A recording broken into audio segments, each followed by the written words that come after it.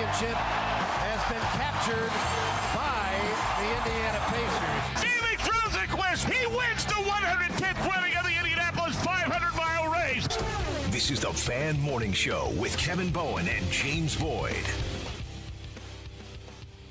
A good Wednesday morning to you. Yes, I am Kevin Bowen, James Boyd alongside Mark Dykton. Behind the glass, celebrating quite the night for his Northsiders once again. Granted, quite the night for the best team in the NL Central. A lot on this Wednesday morning. The Indiana Fever go north of the border. They get a win. They avoid, it appears, an injury scare. And back to Westfield. Joint practice 1 and 2 today, tomorrow.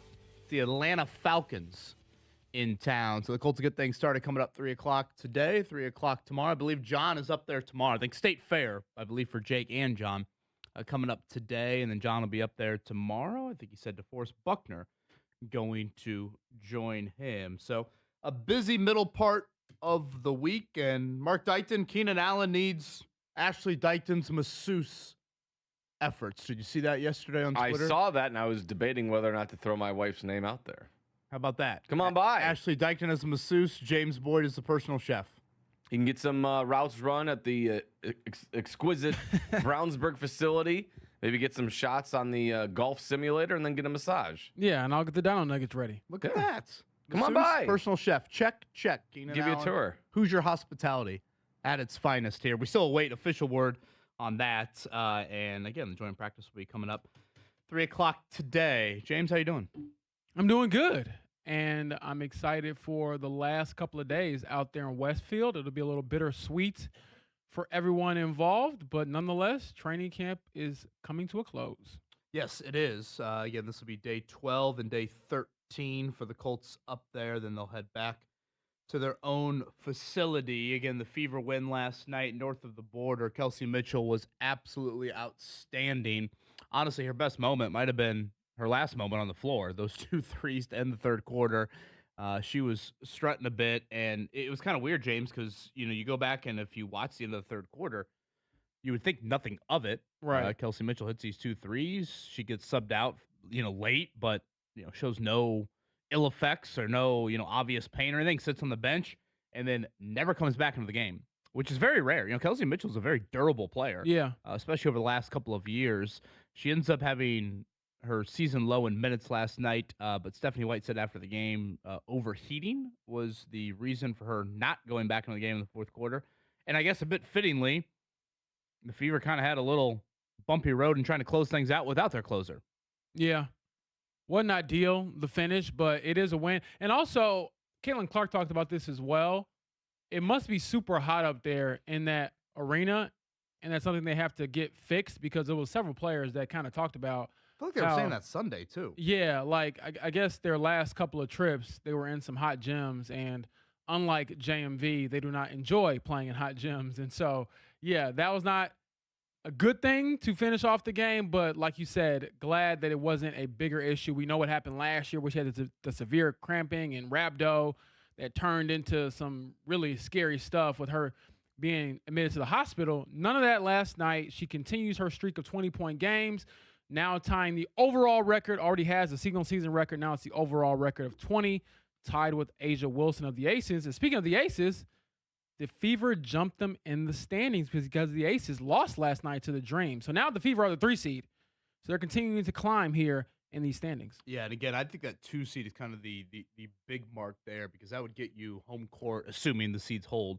That would get you home court for 2 of the 3 series there. I don't think anyone's catching Minnesota. So a few more games left here before the FIBA break, and then they will head.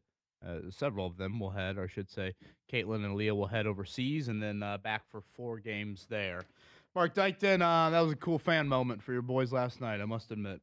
I did, and I didn't see it till this morning because I went to bed. Rain delay, right? Yeah, and they're like, it might be like an hour, hour and a half. I'm like, I was looking at the clock. I'm like, it's already 11 here. I am going to have to sit this one out. So I went to bed, woke up.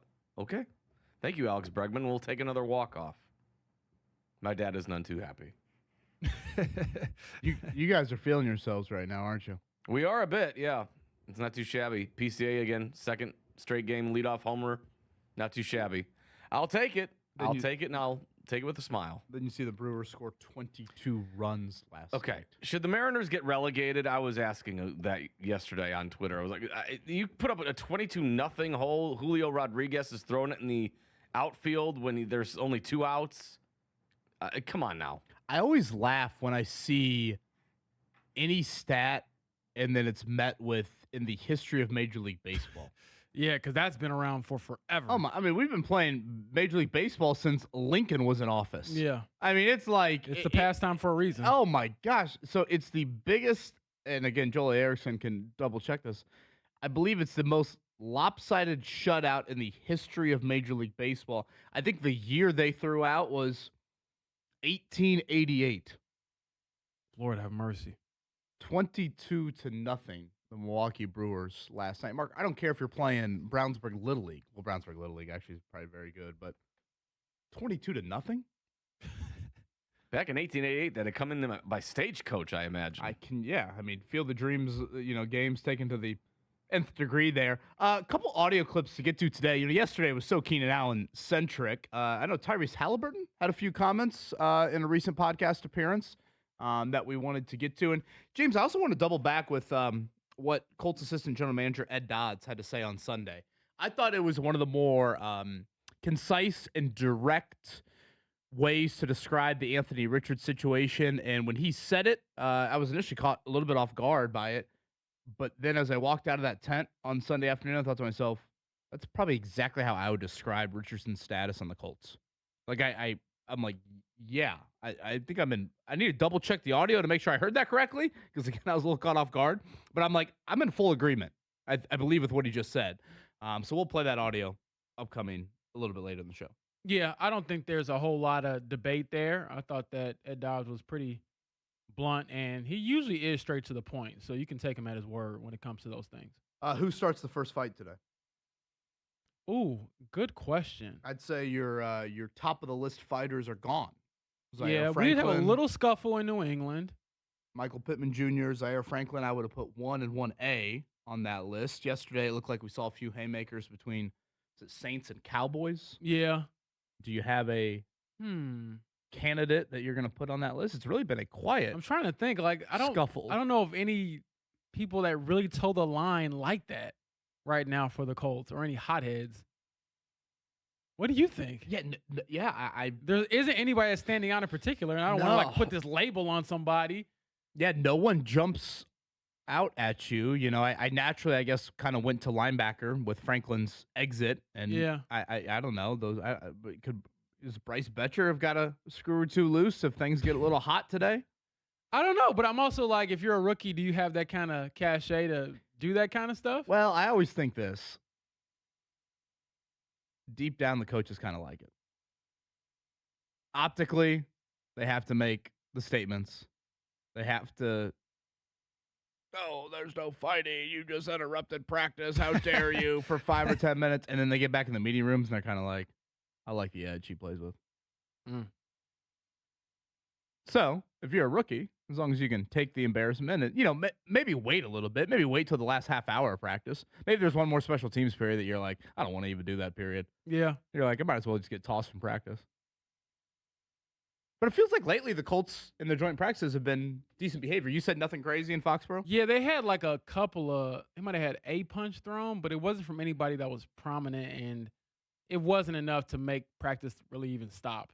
It was kind of like a special teams play. That's usually when it gets the most contentious. Oh, for sure, yeah. Spills into the side.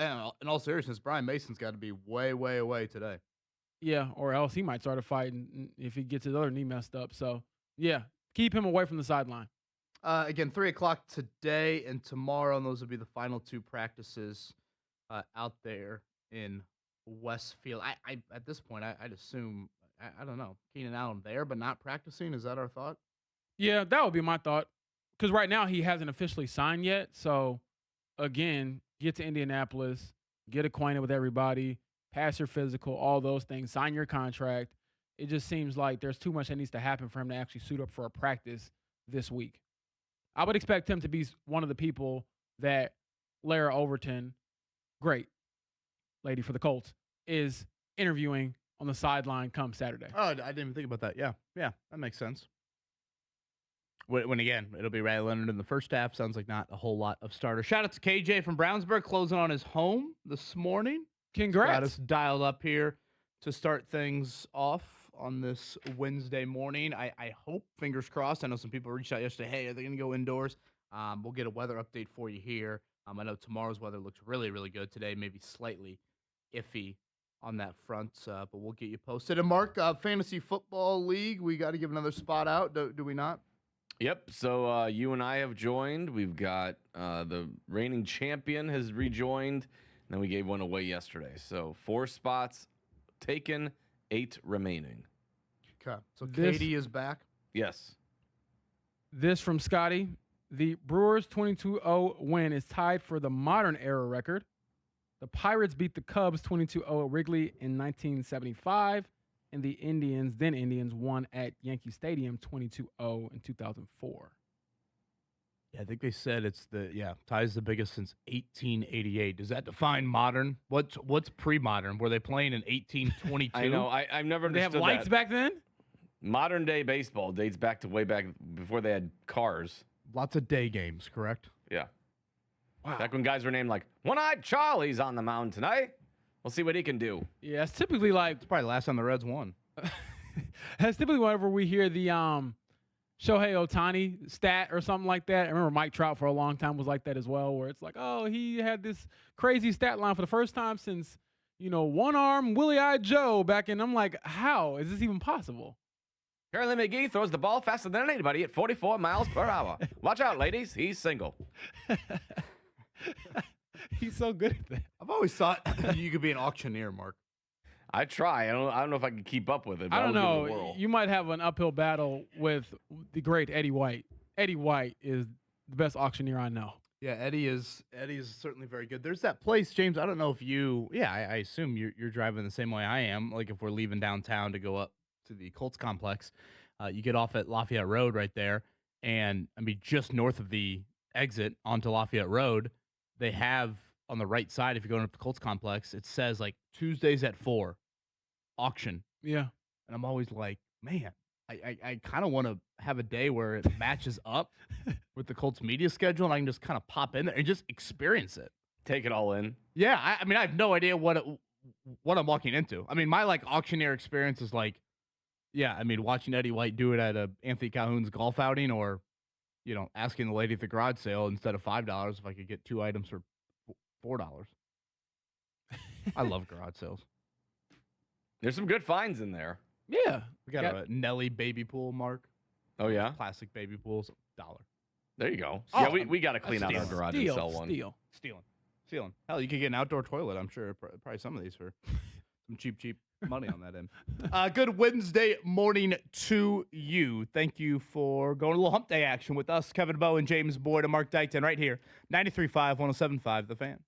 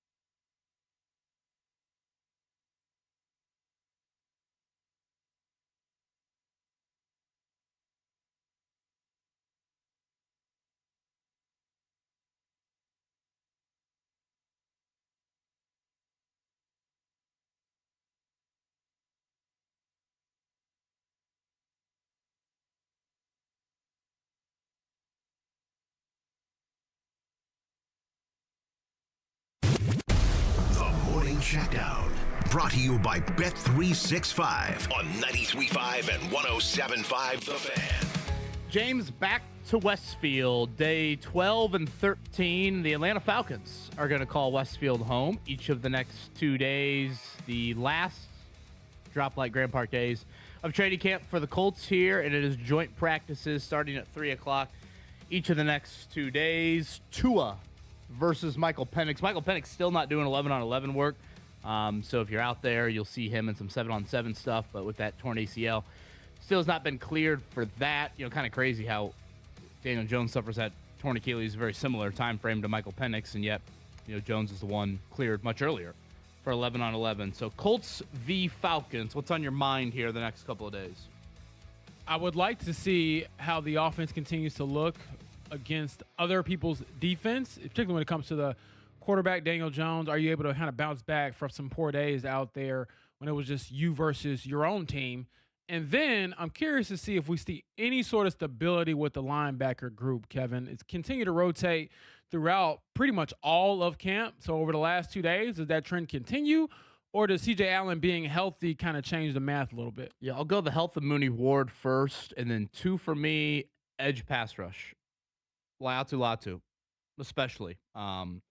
You know, I think there's something there, but would like to see maybe a little bit more. Remember, the Falcons, you know, both those quarterbacks, again, they are lefties. Obviously, Tua, the one on 11-on-11. So some blindside opportunities for Latu here at these joint sessions. Last night, north of the border, Fever 101, Tempo 95. That's 5 in a row, 10 of 12, and I believe a undefeated 6-0 when KK Timpson starts. James, Kelsey Mitchell, absolutely outstanding. The definition of a bucket getter.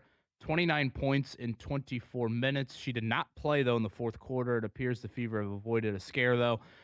Stephanie White saying after the game, overheating was the issue there for Kelsey Mitchell being in the locker room for much of that fourth quarter. Yeah, that's a little scary, but they get the day off today, travel to Dallas for a Thursday night's game against the Wings. And so hopefully by then, Kelsey Mitchell will be back to being fully herself, and she's been great. Again, 20 straight 20-point games, tying the WNBA record alongside Aces superstar Asia Wilson, and fittingly, the Fever jumped Las Vegas in the standings yesterday. So they're at the 3 seed now. Caitlin Clark, pretty good night scoring and assist-wise. Turnover number was a bit high for her. She had brought him down recently, so right. I was like, okay, like don't show me the old Caitlin Clark anymore. Yeah, I forget what it ended at, 7 or 8. 7, I think. Yeah, that had been. She had that 8-second violation there late. Yeah, it kind of got awkward there to end the game. But Sophie Cunningham, a nice night for her off the bench. So as James said, at Dallas, it is a 5-game road trip, and they've started it here 2-0 at Dallas, at New York, and at Chicago to close things out. Major League Baseball last night. Mark Dykton, if you made it through the rain delay, you were celebrating on the north side. Line drive, base hit center field. Here comes Kelly. Here's the throw to the plate. And Carson is in. And the Cubs take round 2. 4-3. They walk it off in the bottom of the ninth. Are they still fighting in the outfield, those stupid Cubs fans? Whoa. It was every fan base has stupid people. There was Cubs fans and White Sox fans. It was all encompassing. Mm-hmm. Sure. Oh, okay. I'm sure that the Cubs fan was just happening to wear a White Sox jersey. You're right. You know, when I'm queuing you up for these morning checkdowns, I'm queuing you up to talk. I don't want to hear your Cubs highlights. Oh. Lefty is ready. Oh, boy. High fly ball, right field. That one's back at the wall, and gone! Oh, brother! Part of me thought Floats around the bases, PCA. Part of me thought you were just scrambling for some Reds audio there. Leadoff home run, and it is 1-0. Scrambling for Reds audio? We'd really be desperate that morning. The Reds stink. What else? Brewers scored 22 runs last night. Relegate the Mariners. 22-0 for them. Indianapolis Indians back at home. They lose 6-3 to Nashville. We're in D.C. for the IndyCar race this week. Have you guys seen any of these pictures or renderings of this thing? No, I have not. No, I've not seen them yet, no. So we are literally right outside of the U.S. Capitol. to start the race. Everything Saturday and Sunday, by the way. Race is Sunday, coming up at 1 o'clock. Your pit lane is on Pennsylvania Ave. It's just pretty crazy, like how literally close you are to everything there in D.C. So this is, again, the Freedom 250, the one-off. A lot of eyes and attention on this race here. It's been a busy month of August. That continues for IndyCar. High school football getting started Friday night. Fingers crossed for a good night there for Mother Nature. Games of note. I know Brownsburg and LN is certainly one that a lot of people have circled there. Avon, Decatur Central, Franklin at Southport, Lutheran at Addicts, Tech at Noblesville, North Central, Brebeuf, New Pal going out of state with Wheaton. A little 4A rematch of the state title last year. That was a great game. I remember listening to that on radio. Roncalli and Dwenger. So week 1 of high school football is here, and today will be your practice round day up there in Westfield for the Live Golf. So James Boyd, potentially a little bit of some extra traffic up in the Westfield area for us today and tomorrow. Round 1 of the tournament tomorrow. Don't they know we're like going to be in mourning? This is the last time we're going to be going out here for a while for Colts camp. Skip all this Live Golf nonsense. I will remember you. What's the song they played in Fast and Furious, like the last one where the car parts away? Oh, was that the Wiz If Khalifa I song? see you again. Yeah, that'll be Bryson's walk-up song. Yeah. maybe. last day there, you need to pour out an ice cold blue Powerade and pick up some grass clippings one last time. I was reading Brody Miller in The Athletic, James. He's boots on the ground up there, says the new secret investor for Live met with players yesterday in the clubhouse. So how big of a secret is it? Well, One of them needs to snitch already. some great reporting by Brody Miller right Yes. outside the clubhouse. And BC Partners, I believe, is who he is reporting could be. So we'll see what the next iteration is. But yeah, money issues right now. The purse is supposed to be $30 million for the individual tournament, down to $10 million for this week. Sounds like some of their vendors not too happy about their lack of payments. So quite the drama up there. They will play golf, 72 holes of it. No concerts, though. So I think it'll be a very interesting atmosphere for those that are up there coming up this week. All right, on the other side, where are we at from a Colts standpoint heading to joint practices? What do we want to see? I thought the Anthony Richardson comments from a prominent member of the organization were interesting over the weekend. We'll play that audio. And Tyrese Halliburton, he's got some comments on opening night for the Pacers. I agree. We'll hit that as well. This is the Fan Morning Show here, 93.5, 107.5, The Fan. Today's forecast from the Fox 59 Weather Authority. Scattered showers and thunderstorms are possible today, otherwise mostly cloudy and more humid with a high at 80 degrees. Showers come to an end tonight with lows in the mid-60s. I am Fox 59 meteorologist Amber Hardwick for The Fan.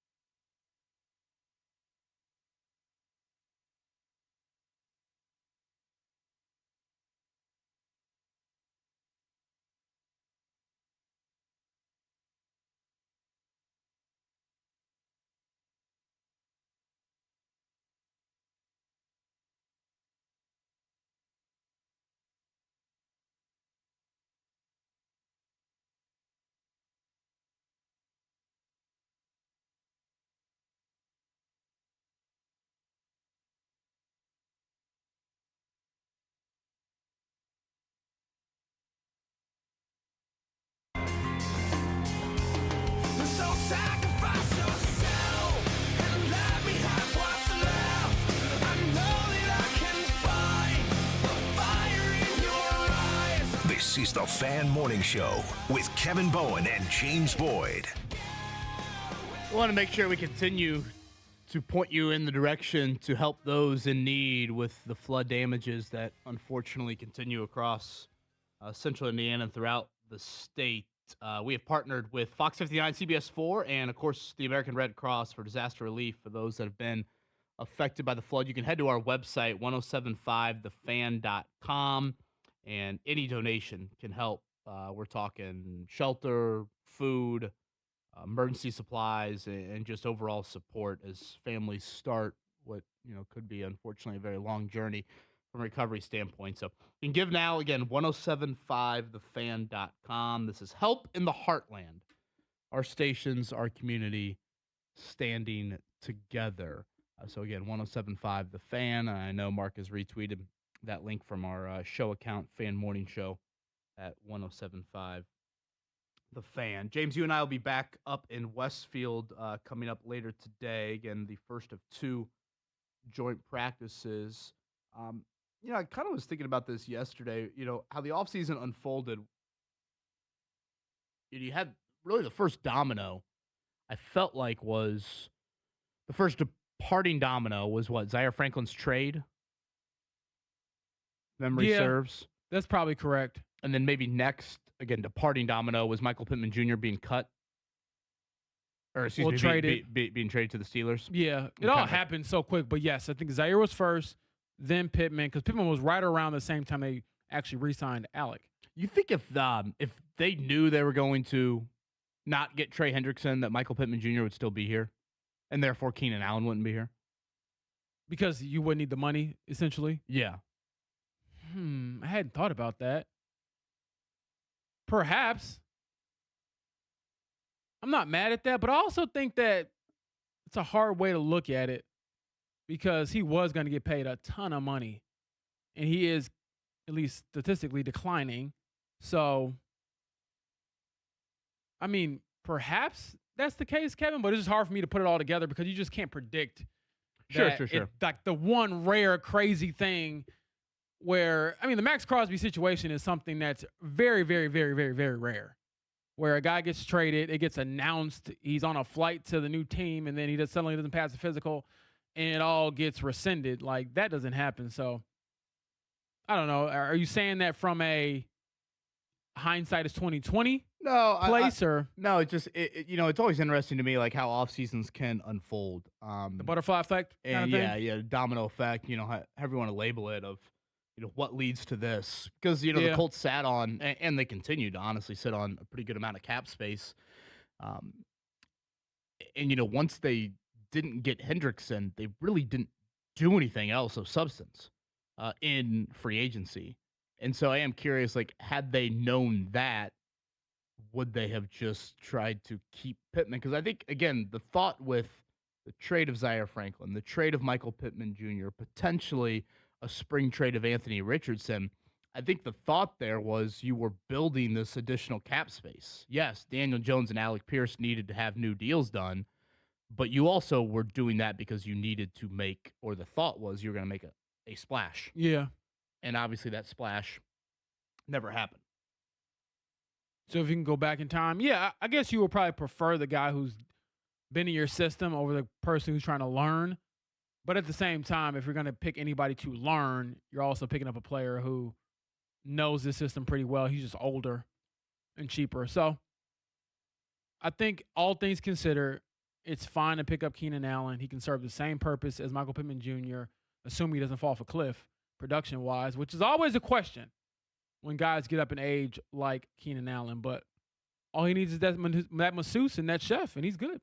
Nothing from an official standpoint with Keenan Allen yesterday. The Colts did make a trio of roster moves. They're really banged up at offensive tackle right now. They signed two new tackles. Trey Wedding is actually one of them. They signed a former Indiana offensive tackle, was originally at Wisconsin, transferred for Curt Cignetti's first year at Indiana. So he was the starting right tackle on that team that made the playoff there. But yeah, undrafted free agent, so he'll get a chance here in camp. Again, the Colts very banged up there. And one story that we did talk about throughout the offseason, James, I don't know if you ever talked to him one-on-one, but We did see former Notre Dame basketball player Carson Tout suffer an injury the other day in camp, and he is off to injured reserve. So, again, he was the very, very unique story of not only college basketball player trying to play in the NFL, but last Thursday night against New England was his first ever football game of his life, which is just wild. And now, unfortunately, his season has come to an end. So, I believe that's the first. Is that the first IR injury of camp? Yes, to my knowledge.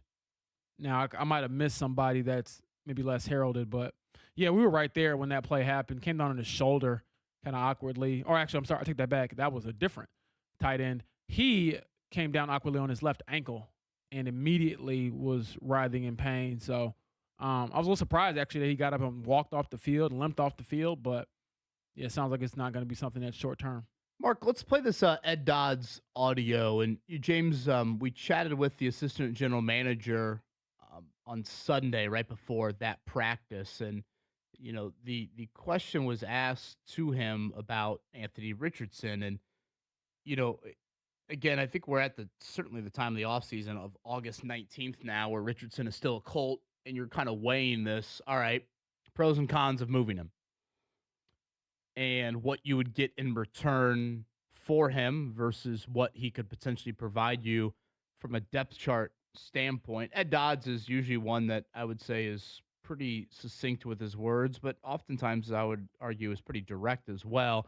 I thought this was pretty direct in describing that balance, if you will, of potentially trading an Anthony Richardson while also acknowledging your own depth chart at quarterback. You take care of your own team first.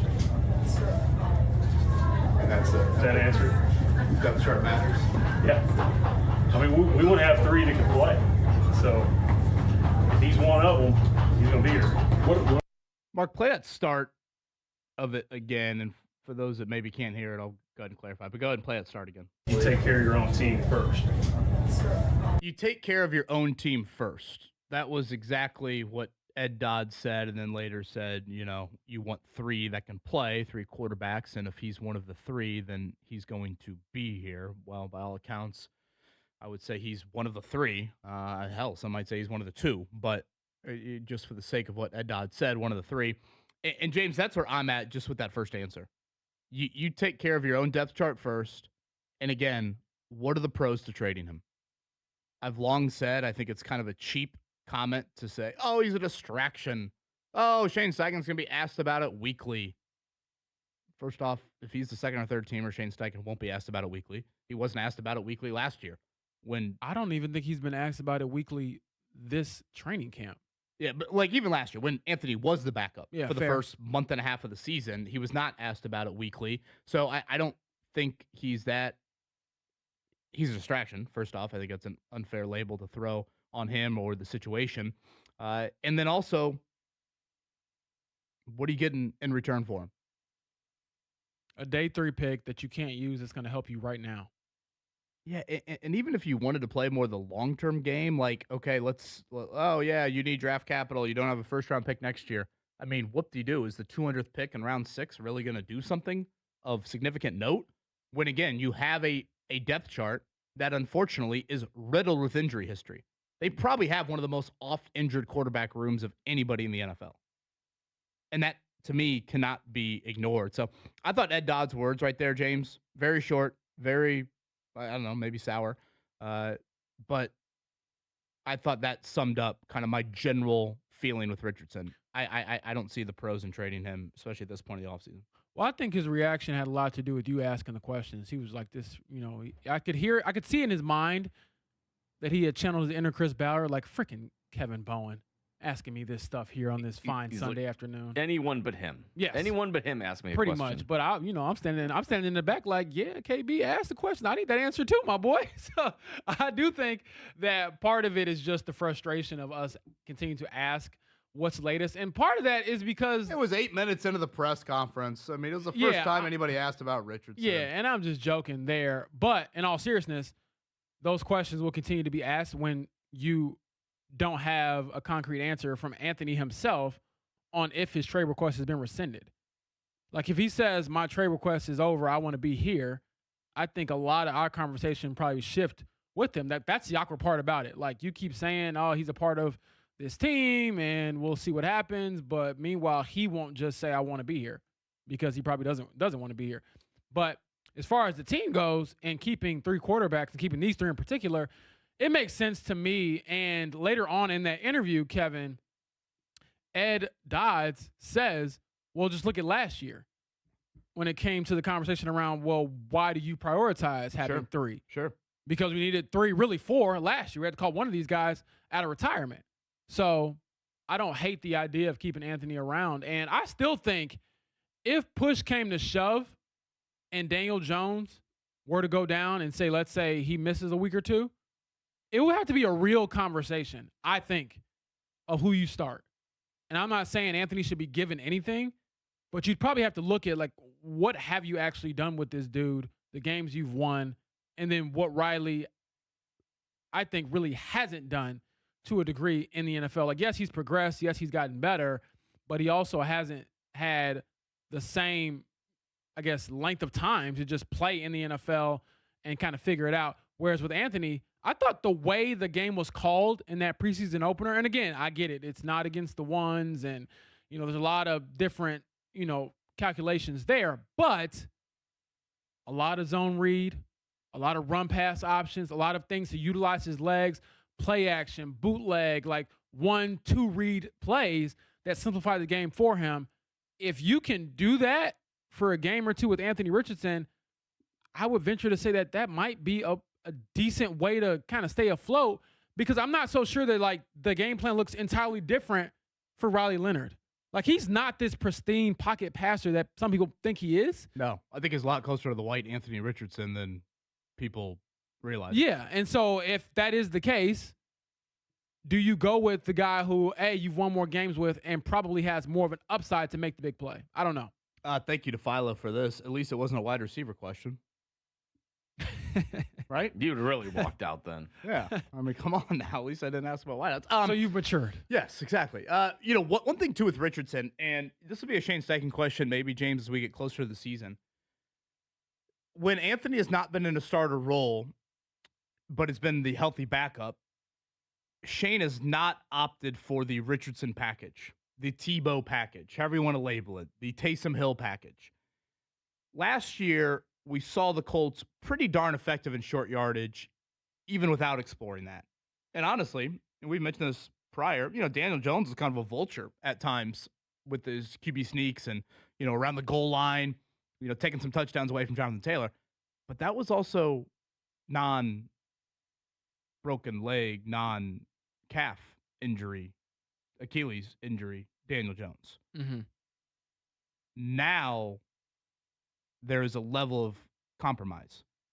And are you comfortable doing that? We've seen quarterbacks, frankly, we do see some quarterbacks that just don't do QB sneaks. As, elementary as a QB sneak can look, there are quarterbacks around the league that just don't do them. And you do have some coaches that are very hesitant to do them with particular quarterbacks that are dealing with injuries. So the 2025 question, when Steichen was asked about Anthony and short yardage packages, he just kind of downplayed it and he never utilized it. But now you've got a quarterback that is coming off a torn Achilles. So I do think that is a question that is now back on the front burner. Okay, yeah. That potentially changes Steichen's answer. And again, maybe he won't be totally forthcoming with that, but I do think that's something you have to actually explore. Last year, he got away with it in the sense of they were good in short yardage. Jones was healthy. Mm-hmm. Well, this year, is Jones healthy enough to do that stuff? If not, then I think it's something that obviously Anthony would be very advantageous at. And this is the other reminder. If you're going to do that, that means Anthony is your backup quarterback on game day. And it's not Riley Leonard. Because again, NFL rules mandate you can dress 3 quarterbacks, but your third quarterback can't play unless the first 2 guys get hurt. Yeah. That's the emergency quarterback rule. You can't have the third quarterback be specialization run first QB that just comes in the game for, 2 snaps in the red zone every other quarter. That's not how it works. So that would be advantage Anthony, you would think, if, which again, I stress the if because I don't know. Part of me will believe it when I see it with Shane Steichen, if he wants to do that. It should definitely be a big if. I think a lot of us will be keying in on, wait, did Daniel Jones just do a QB sneak? Is he going to do a QB sneak? Is Tyler Warren going to take those snaps? That is a question because it's such a optimal play for you to use, for any team to use, really. I mean, how many times do you see anybody just hand it off anymore when you got 6 inches to go? You just give it to your quarterback and tell him fall forward. But is the pile where you want your quarterback coming off an Achilles tear and also has a lengthy injury history in? Do you want him in that situation? Probably not. So, yeah, that'll be one to explore as we get into the regular season. But as far as today and tomorrow goes out there in Westfield, I want to see what it looks like, again, going against another team's first stringers. And does that continue to further the need or really validate why you went and got Keenan Allen? Because last week in Foxborough, it just wasn't pretty if you weren't throwing to Josh Downs or Tyler Warren. Keenan Allen yesterday at 4:23 p.m. on Twitter, need the best personal chef and masseuse in Indy. Talk to me. Mark Dykton, did you do any talking? Should I slid into his DMs? Well,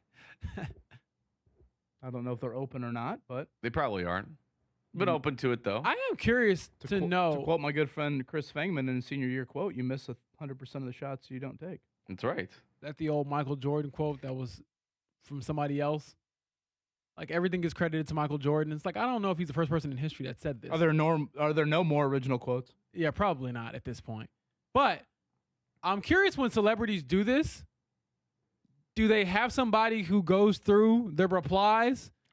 I would like to think David Thornton, this is kind of his job, right? Yeah, because I'm like, there's no way you're looking through Twitter and trusting us. Like, you have a list of like, okay, this is going to be your realtor. If you have any, food related questions, this is the person you contact. If you have if you need food, you probably got to hit up Sauce. It seems like he had a couple opinions about Sauce is on it. Restaurants. Sauce and Lou, you know, you sit down with Lou Anarumo and Sauce Gardner, and there you go. Well, who are we kidding? We know Shane will accommodate everything. He's just happy that he came. He probably reached out to him a couple times, like, hey, do you remember that play we ran in 2020? Yeah, I still got that in the playbook. Call me. Four kids for Keenan Allen. Wonder if he's bringing everybody out here. I'm not sure. I think when he was in Chicago, Mark, he did have his family with him, at least on game days and stuff. Yes. Yep. So I don't know. Yeah, I never thought about that from a kid perspective, but that's got to be a unique life. Well, yeah, and again, kind of bounce around a little bit. I mean, I assume his oldest one or two maybe are now of elementary age, and I don't know. Do you do the one semester in some sort of Indianapolis area school and then head back out to, I assume, home is in sunny California?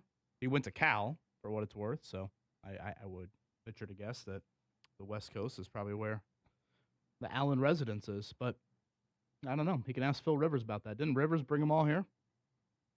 I would know. Did he?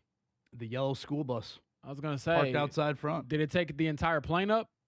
Because, that's a lot of bodies moving around. Phil Rivers. It wasn't a private plane until the Phil Rivers family showed up, and then like, well, actually, this is a regular 747, but it is now a private jet. Gunnar Rivers versus Bo Bryan coming up on Saturday. Mark Dykton. Wipe the floor with him. Throwing things. He's booing a high school quarterback. He's booing Luke Bryan's son. Your dad's music sucks. Look. So you're booing Lawrence North Friday night as a Brownsburg fan, and then you're booing Luke Bryan's son on Saturday? Look, man, these kids get NIL now. They're employees. Oh, all right? That's a scary thought. So that's a scary it's okay thought. to boo. Oh, just wait until some legislation gets passed in like 20 years where you can bet on high school games. It's coming. Oh, boy, 20 years. Right, Sooner? 20 months. I will say this about Keenan Allen. Do you remember when Anthony had the AC joint injury? It made me look up who's had them. He's had a couple, and if you look at his shoulders, he's got like the big, he does crazy wear the big old bumps thing. on his shoulders. Yeah. And I don't think he ever got like the same surgery as Anthony because he wasn't a quarterback. And it's kind of crazy that despite that injury, I think it happened pretty early in his career, actually. He had 1 year in his career early on where he barely played because he had that injury. And he's been super durable ever since then. It hasn't affected his play whatsoever. But he definitely, it's kind of like Torrey Holt with like his fingers. When he's done playing, he will have looked like he played. Fever pretty much in control throughout last night. I know it got a hair dicey there late with Kelsey Mitchell overheating. That was why she didn't come back into the game. She was excellent through the first three quarters, 29 points, season low, 24 minutes for her. But sounds like any sort of serious injury has been How efficient is that? avoided. 29 points in 24 minutes. Yeah, she was just outstanding last night. 101-95. Again, that's 5 in a row for the Fever, 10 of 12. I'm still dumbfounded by this FIBA break the WNBA is taking here in a few weeks. Are you dumbfounded by the caliber of players who will be playing in it? Both. I can you imagine the NBA stopping their regular season 2 weeks before the season ends in a non-Olympic year? Can we stress that a little bit more? Yeah. In a non-Olympic year, everybody's going to go over to Europe. They're expected to play basketball And break bread and be friends and then go back to rivals right after. And Team USA is loaded. Like, that's the Olympic team that they're sending over there. Yeah. Caitlin Clark, Leah Boston, 2 of the 12. It is the loaded team. And again, the good international players that are in the W, they are being asked to go play for their respective countries here. And then you come back and you play 4 regular season games. Like, there is no chance in flying hell an NBA team would allow their players to be doing this. And I guess the expectation is we're just allowing all these WNBA players to do that. I mean, you imagine you suffer a month-long injury. You're playing the playoffs 2 weeks after you come back. Yeah. I'm curious to know, Kevin, if this was something like the structure of it was kind of set in place before the WNBA kind of exploded the last couple of years. Because I do wonder, like, for a lot of the WNBA for so long, it was, how can we promote our athletes? How can we get them out there in front of people? How can we grow this sport? And now the sport is booming. And you're probably not where you want to be from like an attention and landscape standpoint because you're still growing and scaling up. But I wouldn't be surprised if we look up in 10 years and this isn't no longer the case. Yeah, I mean, you're probably not wrong on that. Well, then change it. Because isn't this going to even overlap with the NFL? Yeah, So which is not ideal. You're going to be moved to the back burner anyway. Yeah, and we know that despite as much as we love Caitlin Clark, NFL is king. Well, Try to look up what time these games are. Am I seeing this correct? Is the first game at 5:15 a.m. our time? USA versus China at 5:15 in the morning? Yeah, that would make sense, right? Because they're in Berlin? You wake up and Caitlin Clark has turned her ankle and she's out for a month. Oh, stop it. Kevin. Stop it, right. Why are you putting that in the air? Seriously, like, why would any of these players play? If you are the Fever, why?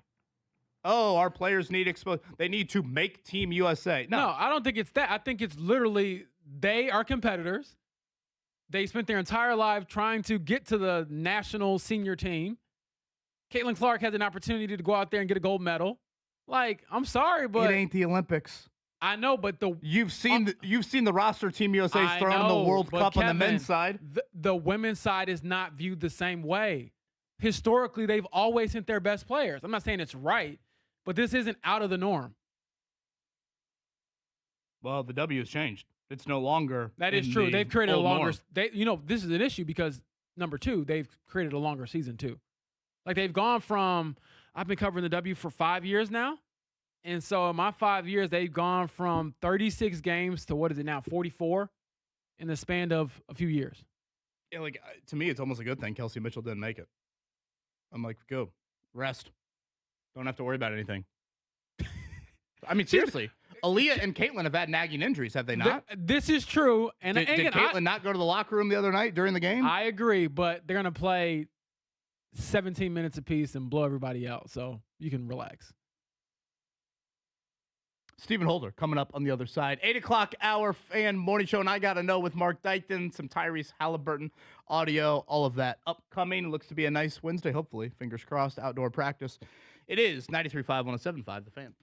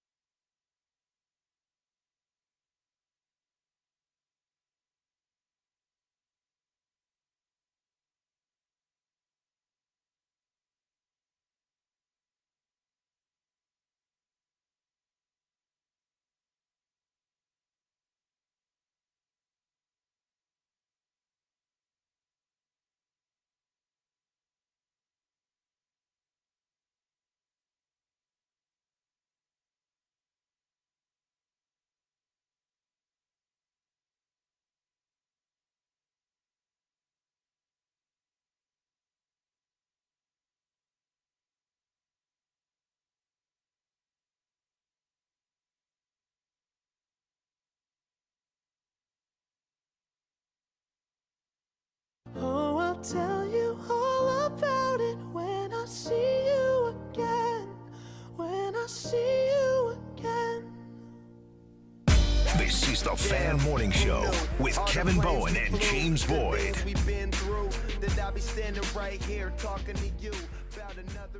is the final scene of the 30 for 30 on the Live Golf. Mm-hmm. Bryson walking off the 18th green at Chatham Hill. Well, actually, it's a shotgun start. I have no idea which hole Bryson will be on. The suspense. Probably whichever one has the most divots in it, you'll know that's where he was at. Kevin, are you going to go to pray on his downfall?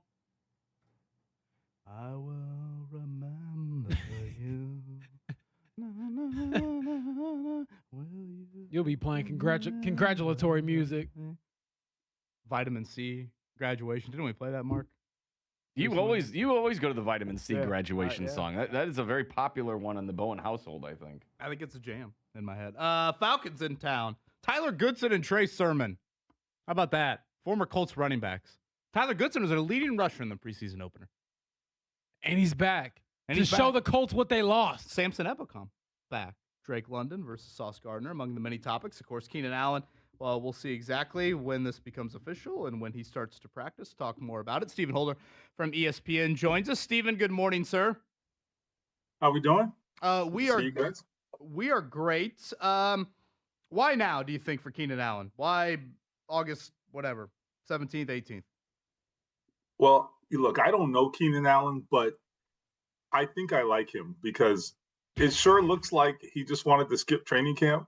And I also wanted to skip training camp. And so we are kindred spirits. And I know the listeners out there are like, you're complaining, you got an easy job. No, I am.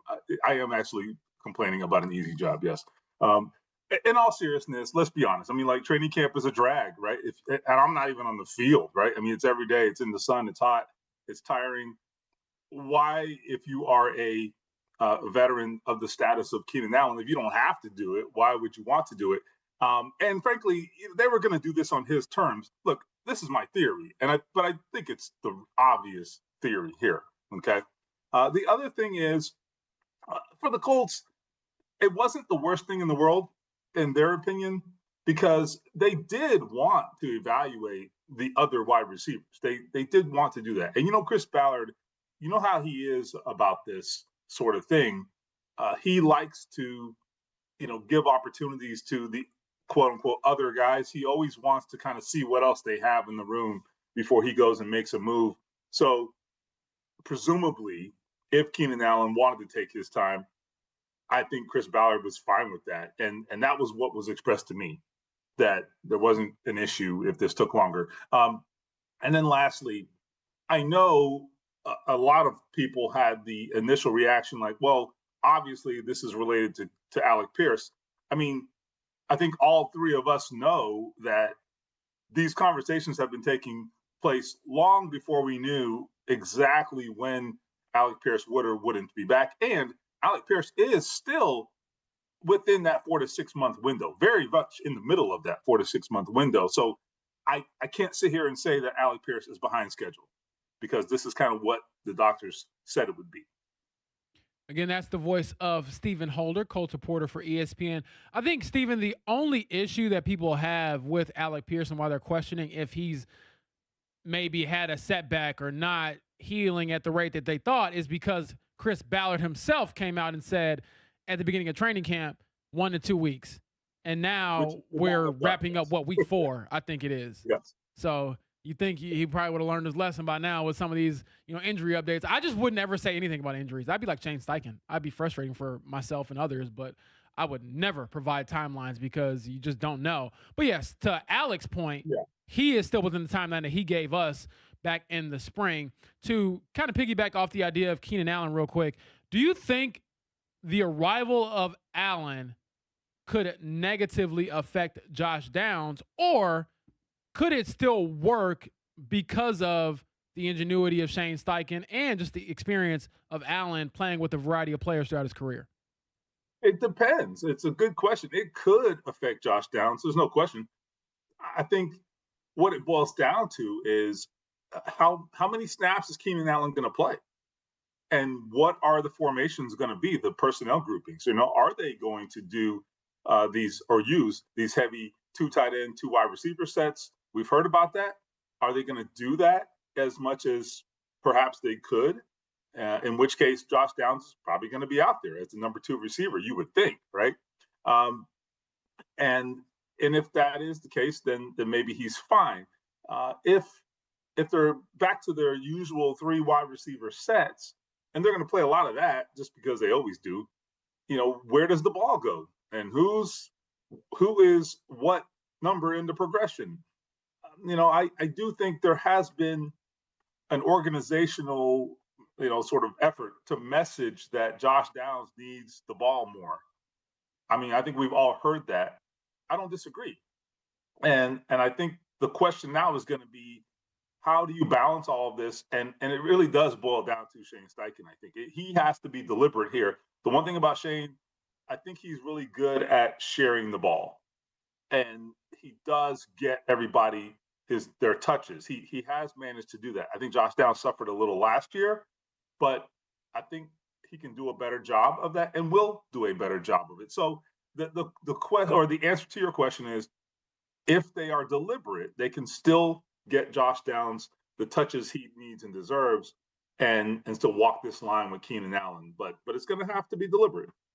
Again, Stephen Holder with us here, ESPN, of course, where you can find his work. Stephen, I know it's a hindsight 2020 situation, and it's just more curiosity than anything. But you think had they known Trey Hendrickson would have not worked out this offseason, do you think Michael Pittman is here and Keenan Allen is not? Well, that is a good question. I would say that even if you take the Trey Hendrickson situation out of it, I think the cap number for Michael Pittman was still unmanageable. Just because at that point, when you factor in Alec Pierce and even take the cap number out of it, just pure cash, the amount of money you were paying those 2 wide receivers, you're paying in excess of $50 million. No, excuse me. Well over $50 million, almost $60 million this year for 2 wide receivers. I mean, I think you better be talking about like 2 superstars, in my opinion. I think if you're going to devote that amount of money to one position, 2 guys at one position, I think they have to both be really special, in my opinion. And I love Michael Pittman, and I think they clearly are having to deal with the loss of Michael Pittman and account for it. But to say that he is special is probably pushing it. I think he's a good player, not a great player. So I think it's fine. I don't know that would have necessarily decided it, the Trey Hendrickson issue. Now they would have made some other decisions, perhaps, and chase some other things, maybe. I don't know, but certainly I think that still could have happened. They still could have parted ways with Michael Pittman just because of that dedication of resources to that, or allocation of resources to that one position, is a little on the heavy side for me. That is the voice of Stephen Holder, Colts reporter for ESPN, kind enough to join us here on this Wednesday morning. Stephen, pivoting to the defensive side, we haven't seen Travaris Ward Sr. out there in the last few practices dealing with a back injury, and we don't really have an update there. Your concern level, scale of 1 to 10, is what? Yeah, I mean, until he's out there is concern. I would say normally if a guy has a sore back, which is the way it's been described, I mean, as I said to Query yesterday, he's got a sore back. I've got a sore back. So what are we even talking about here, right? But that's the way Shane Steichen described it. I don't know what that means. It sounds pretty minor when you put it that way, but I mean, is that what it is, or is that just a convenient way of describing something more serious? And that's what we don't know. I mean, we still don't have any information to go on, and that does bother me. I think the one thing, as you cover people, you start to be able to read them, and I think with Shane, you can tell a lot of times that when something is minor, he'll just say, "Oh, he's got a little back," or he'll say whatever that means. But we know what it means a little bit, right? Mm-hmm. He's got a little back, or he'll be back soon, or what have you. His phrasing does, I think, tell you something, right? And here he has avoided being very specific at all.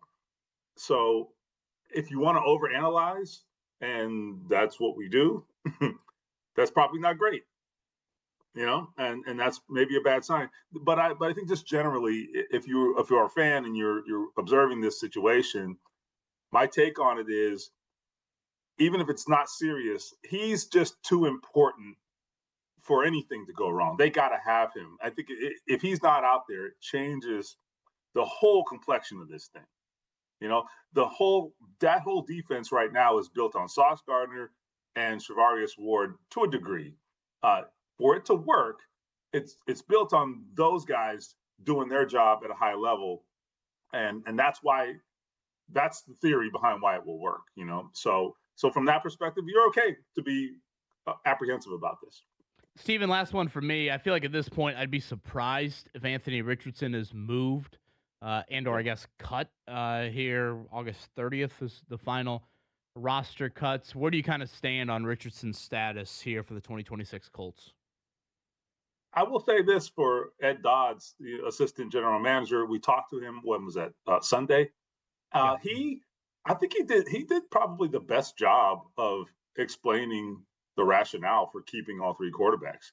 I mean, and it was very simple. It I think it was maybe you that asked the question, Kevin. I mean, he was like, "Yeah, look at last year."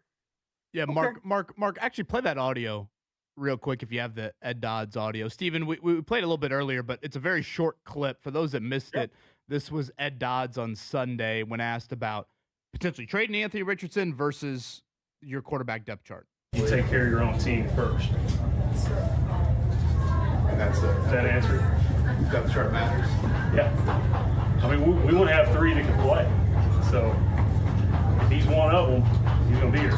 What? You take care of your own team first, Steven, for those that didn't hear it. And I mean, that has to be your philosophy. And frankly, I mean, what more argument do you need than last year we signed Phillip Rivers off the couch after being retired for 4.5 years, right? Sure. I mean, that is as compelling an argument to keep three quarterbacks as anything. And as I have said, and don't like to emphasize, but we got to talk about it. I mean, Daniel Jones' injury history is what it is, man. It's bad. It's very bad, frankly. And to sit here and to say that you can confidently say he's going to play 17 games, well, I'm not putting my money on that. And I really believe in Daniel Jones, okay? I say that as someone who thinks they can go out there and be one of the best offenses in the NFL. I believe that. But I am not putting my money on him playing 17 games, because when does he ever play 17 games, right? So I think they're playing this right. And frankly, the other issue is this. If you just look at it from a pure economics standpoint and value standpoint, they have paid Anthony Richardson all but like $1.4 million of his entire like $30 million contract. So what is even the point? That's a good point. You have, it'd be like if the station paid you for the rest of the year and then they decide to trade you to another radio station. That's pretty stupid, right? Cool. So sounds pretty good to me. Have fun in Schenectady, Kevin. Right. Jump with them, right? Steven, can we talk offline? What are you doing at 10:01 today, Steven? We need to further explore this. So maybe not the most likely example, but but I think that's what we're talking about. Like, you've already paid him, and if he kind of keeps it together, stays healthy, and he goes somewhere else next year and gets a decent sized contract because he is a quarterback, then you get a comp pick, which they are fine with. The Colts have always been fine with that philosophy. So I think he stays. I would be shocked if he's moved, and the pick would have to be substantial for them to move him. 3:00 today, 3:00 tomorrow, the final practices from Westfield, Colts and Falcons. Steven Holder, ESPN, where his work is found. Steven, we'll see you this afternoon. Thank you, sir. All right, guys. See you. Steven Holder right there. And I was thinking about this when we were chatting with Steven. You know who else will be in Westfield today? And I don't know, maybe everyone can share in the same sort of unison comment. We have Matt Ryan. I forgot about that. Isn't he? He's not the general manager Is he like the president or something? I think he's what all Colts fans have wanted Peyton Manning to be, right? Just around. Around, yes, but like clout. Like he would be in charge he's of Chris. The president of football operations. Yeah. He'd be in charge of Chris Ballard, correct? Yes. If you want to play that out. That is correct. So it goes Arthur Blank in that family, Matt Ryan, and then their GM. Ian Cunningham. Did they get the guy from the Bears? Ian Cunningham Mark? from the Bears, yes. And then Kevin Stefanski. There you go. Tommy Rees, offensive coordinator. Shout out. The former Notre Dame quarterback. If it wasn't Bill Belichick, it would have been Tommy Rees in North Carolina. I think a little regret there from the North Carolina. Just a little bit. Contingent. Just a little bit. Thought Mark might interject with a Belichick voice, but seems to be asleep in there. What are you talking about? I'm wide awake, looking at film. Breaking down Cincinnati. James, what? Jordan, can I have my eggs, please? Sunny side up. Some toast. Whoop. Limp bacon, though. No crispy. Well, I cannot agree with Coach Can't on endorse that. that. I cannot agree with Coach on that. I agree. I don't know why he would go that route. Yeah, that's blasphemy. Yeah. Boy, limp bacon. Oh, Gronk is calling me again. What does he want? Only limp I do is biscuit. That's right. Rolling.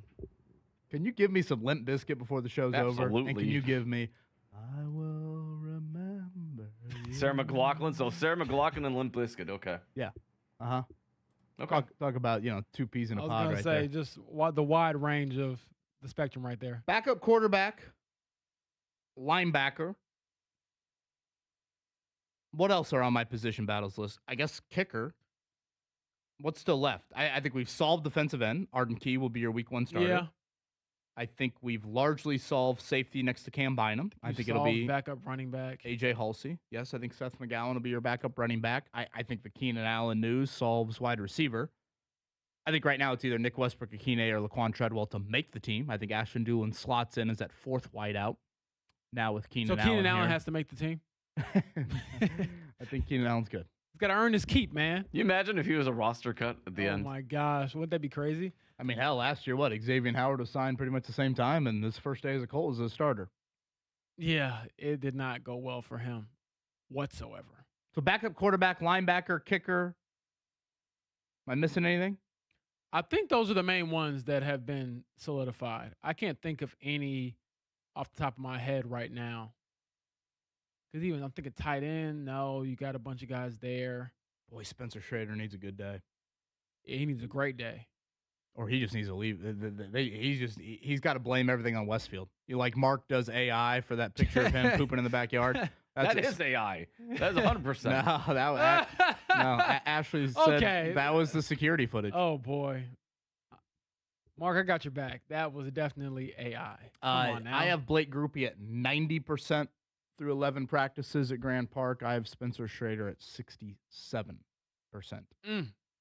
One of those percentages would get me a new video game after school. The other one would get me put on punishment from the video games. Oh, man, I can just see Michael Vick on the front cover of Madden right now. Those were the days, brother. Back left at Target. You remember NFL Street? Man, I was NFL Street was great. I think he was on the cover of that, too. I was sprinting back to that electronics section. Were the Falcons banned from being used when you played your friends? Like, there was times where no, Vic you can't use them because Michael Vick could just roll out and run. Well, I told you the team that was banned in my household by my uncle. He still plays Madden now. Shout out to Uncle Anthony. He told me and my cousins that we couldn't use the Chargers because they were so loaded with LaDainian Tomlinson and Phillip Rivers and Antonio Gates. Like, hell, Keenan Allen maybe was a young player on those teams. But I'm like, if you knew how to, play the game a little bit, yeah, you could put up a lot of points with that team. It's funny you say that. We'll get to this Tyrese Halliburton audio here in a little bit, but I listened to the podcast that he was on, and they were discussing NBA 2K, and I think Tyrese might have said, or one of them said, at one point, Orlando Johnson was a must insert into the Pacers starting lineup because he was that good of a shooter. Yeah. Which is just hilarious. Yeah. Like those video game glitches of Nate Bjorkgren or Nate McMillan, whoever the hell the Pacers coach was with Orlando Johnson. You never would have started him for any sort of stretch. But, in the video game, he's a dead-eye shooter. Yeah. So you got to get him in there. Like video game players like J.R. Smith, boy, cheat codes. He's playing the entire game. He's on fire. Mark Dykton, let's check it down. The Morning Checkdown. Brought to you by Suave Men Refreshing Face and Body Wash on 93.5 and 107.5 The Fan. She's on fire. Wasn't that NBA Jam? NBA Jam. NBA Jam Boom was a great game, shakalaka. too. Yeah. And that applies to Kelsey Mitchell last night. 29 points through 3 quarters, 24 minutes of action. Weirdly, she then didn't play in the fourth quarter. Stephanie White said afterwards she was overheating. Sounds like each of the last 2 arenas the Fever played in, Atlanta and Toronto, been a bit on the hot side. But James, it was a bit of a clunky finish without their closer. But Kelsey Mitchell, outstanding, and really the Fever were in control. I think the closest Toronto got it to was maybe 4 there late, and so they hold on 5 in a row, 10 of 12. They continue to be one of, if not the hottest team in the W. Absolutely. Kelsey Mitchell now at 20 straight 20-point games, tying the WNBA record alongside Las Vegas Aces star Asia Wilson. And the Fever just jumped the Aces last night in the standings. They're up to number 3. The top 8 teams make it, and if they can get to number 2, they will get home court advantage in the first 2 rounds of the playoffs. At Dallas coming up tomorrow night, a slight favorite there. We'll see where Dallas is at health-wise. These 2 teams just played last week, but the Wings were a little banged up. At the Liberty, at Chicago. That will round out a 5-game road trip here for the Fever. Again, Colts 3 o'clock start times for these joint practices each of the next 2 days. I want to say today's a full 2-hour session. Tomorrow, I believe, is 90 minutes. Again, weather permitting today. I think there's a little bit of rain potentially in the forecast, but it is Colts, it is Falcons coming up each of the next 2 days. For those that missed it yesterday, the Colts did make a trio of roster moves. They're really banged up at offensive tackle right now. Of note, former Indiana right tackle Trey Wettig joining the squad here. Was the starting right tackle on the playoff team a couple years ago, and so he will get a chance. Former undrafted free agent, bounced around with Arizona and the Rams last year. Mark Dykton, go ahead. Talk about the Cubs win last night, and Yeah, I don't even know what do time that whatever you ring want landed. to. Alex Bregman walks it off. Line drive, base hit center field. Here comes Kelly. Here's the throw to the plate. And Cushion is in. And the Cubs take round 2. It would be nice if, some of those wins would go hand in hand with some Brewers losses, but they poured it on the Mariners, who just what a pathetic effort that was. 3 touchdowns and a 2-point conversion for the Milwaukee Brewers, 22-0. And you had your all-star outfielder throwing it in the crowd with 2 outs. So you think the Mariners were throwing the game? I mean, Julio Rodriguez was like, oh, I threw it in the crowd. I guess 2 runs just scored again. What a bonehead. The biggest shutout victory in modern baseball, 1888 was the stat that I saw last night. Just astonishing there from the Brewers. Indians lose to Louisville 6-3. They'll start a couple homestands here. They've got back-to-back to close out the month of August. IndyCar is in the nation's capital coming up this weekend. Saw Joseph Newgarden, Kyle Kirkwood, and Will Buxton were making the rounds in New York to promote this. 1 o'clock on Sunday's the green flag. Everything is Saturday and Sunday. Again, you literally have the start-finish line right in front of the U.S. Capitol. 7 turns for this street race, a little less than 2 miles, and pit lane will be on Pennsylvania Avenue. So how about that? Is Trump waving the green flag? Does he have a prominent involvement in this? I would imagine he has to have some sort of involvement, right? Yeah, I would think. Or maybe does drivers start your engines? Yeah, it wouldn't surprise me if that's the case. DC Just coming don't up. drive on the Lincoln Memorial reflecting pool. We had enough of that already. Probably- that might put you in the slammer. Probably among the things that you shouldn't do coming up this weekend. I know a lot of people are very curious how this is all going to work. I would say those inside the organization of Penske Entertainment and those outside the organization of Penske Entertainment. High school football coming up Friday night. That is week 1. Dominic Miranda going to join us as we start our football Fridays here. Looking forward to that. High at 82. That's very reasonable for a little Friday night action. So shouldn't be too bad on that front. Speaking of weather, let's get a little weather update. And on the other side, Tyrese Halliburton had some comments about the Pacers opening up on the road to start the season. And that, of course, would be his debut post Achilles injury. We'll play that audio for you coming up next.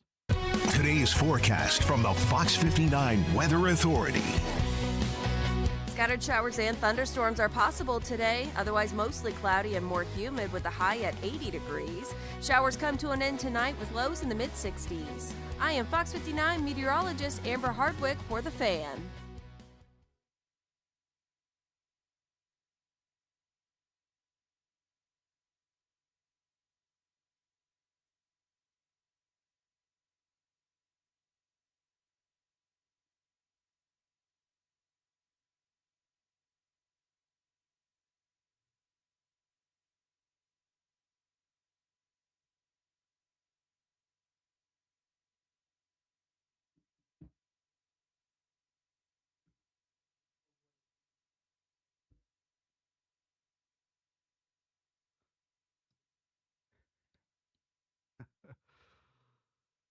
Andy Moore Group campus in Avon. It's a great one-stop shop for different brands. Toyota, Nissan, Volkswagen, the Kia brand. GM Joe, great dude.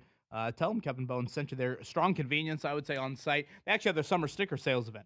That's live, so you can win up to $750 off your purchase there. Again, that's the Kia brand, Andy Moore Group campus in Avon. So head out to Rockville Road.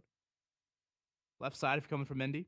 The Kia brand, I believe, is actually the last brand on that campus. Again, Toyota, Nissan, Volkswagen, and Kia. Hybrid route, they got plenty of models available to you. You want to go a little Telluride, great convenience on site with inventory. K4 is a little bit smaller, but some strong gas mileage. And again, that is the Kia brand. GM Joe. Tell him Kevin Bowen sent you. The Andy Moore Group campus in Avon. 4 brands on one campus. Toyota, Nissan, Kia, Volkswagen.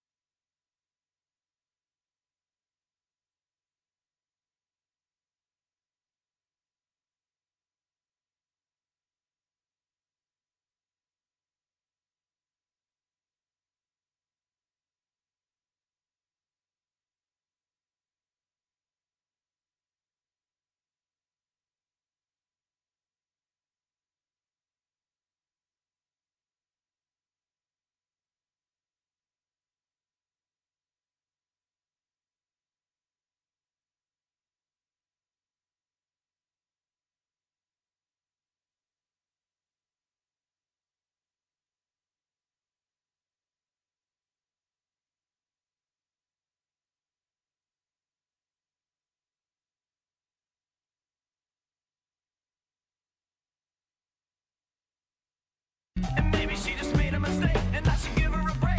My heart'll ache either way. Hey, what the hell? What you want me to say? I won't lie, that I can't deny.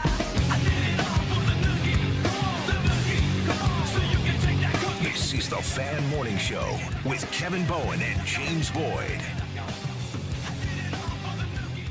Get into a Mark Dykton, I Gotta Know here coming up. 9 o'clock hour. This album got taken away from me as I was a child. Thrown out the sunroof like my father-in-law. Well, I asked my mom, I was like, could you get me the new Limp Bizkit CD while I'm at school?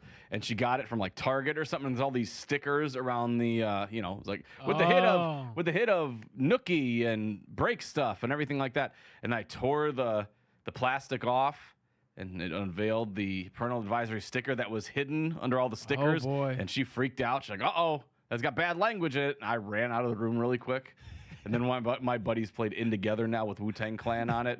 That's got about 50 F words in it, and that one got taken real quick. I was like, thanks, David. Appreciate I love that the one. vivid imagery that Mark still has. He's still scarred by this. Oh, yeah. I just remember the thumping down the stairs. Like, uh-oh, she heard the F words. We got to get out of here. By the way, speaking of CDs, are they still making Now 78, Now 92? Oh, I remember that. Are we still on the Now CDs? Let me see where we're at. What about Kids Bop? Didn't Kids Bop have like a million versions? Bop, sure. Yeah, Mark, were you dabble in that? I heard Kids Bop the other day because we have Sirius XM, and my daughter put it on, and there was a cover of Taylor Swift's Elizabeth Taylor, which is actually a new song. I'm like, they're covering Elizabeth Taylor on kind Kids of Bop crazy now? Wow. You know what I think will be one of the most listened to in the Bowen Spotify here in 2026 will be, what's the Taylor Swift song in Toy Story 5, Mark?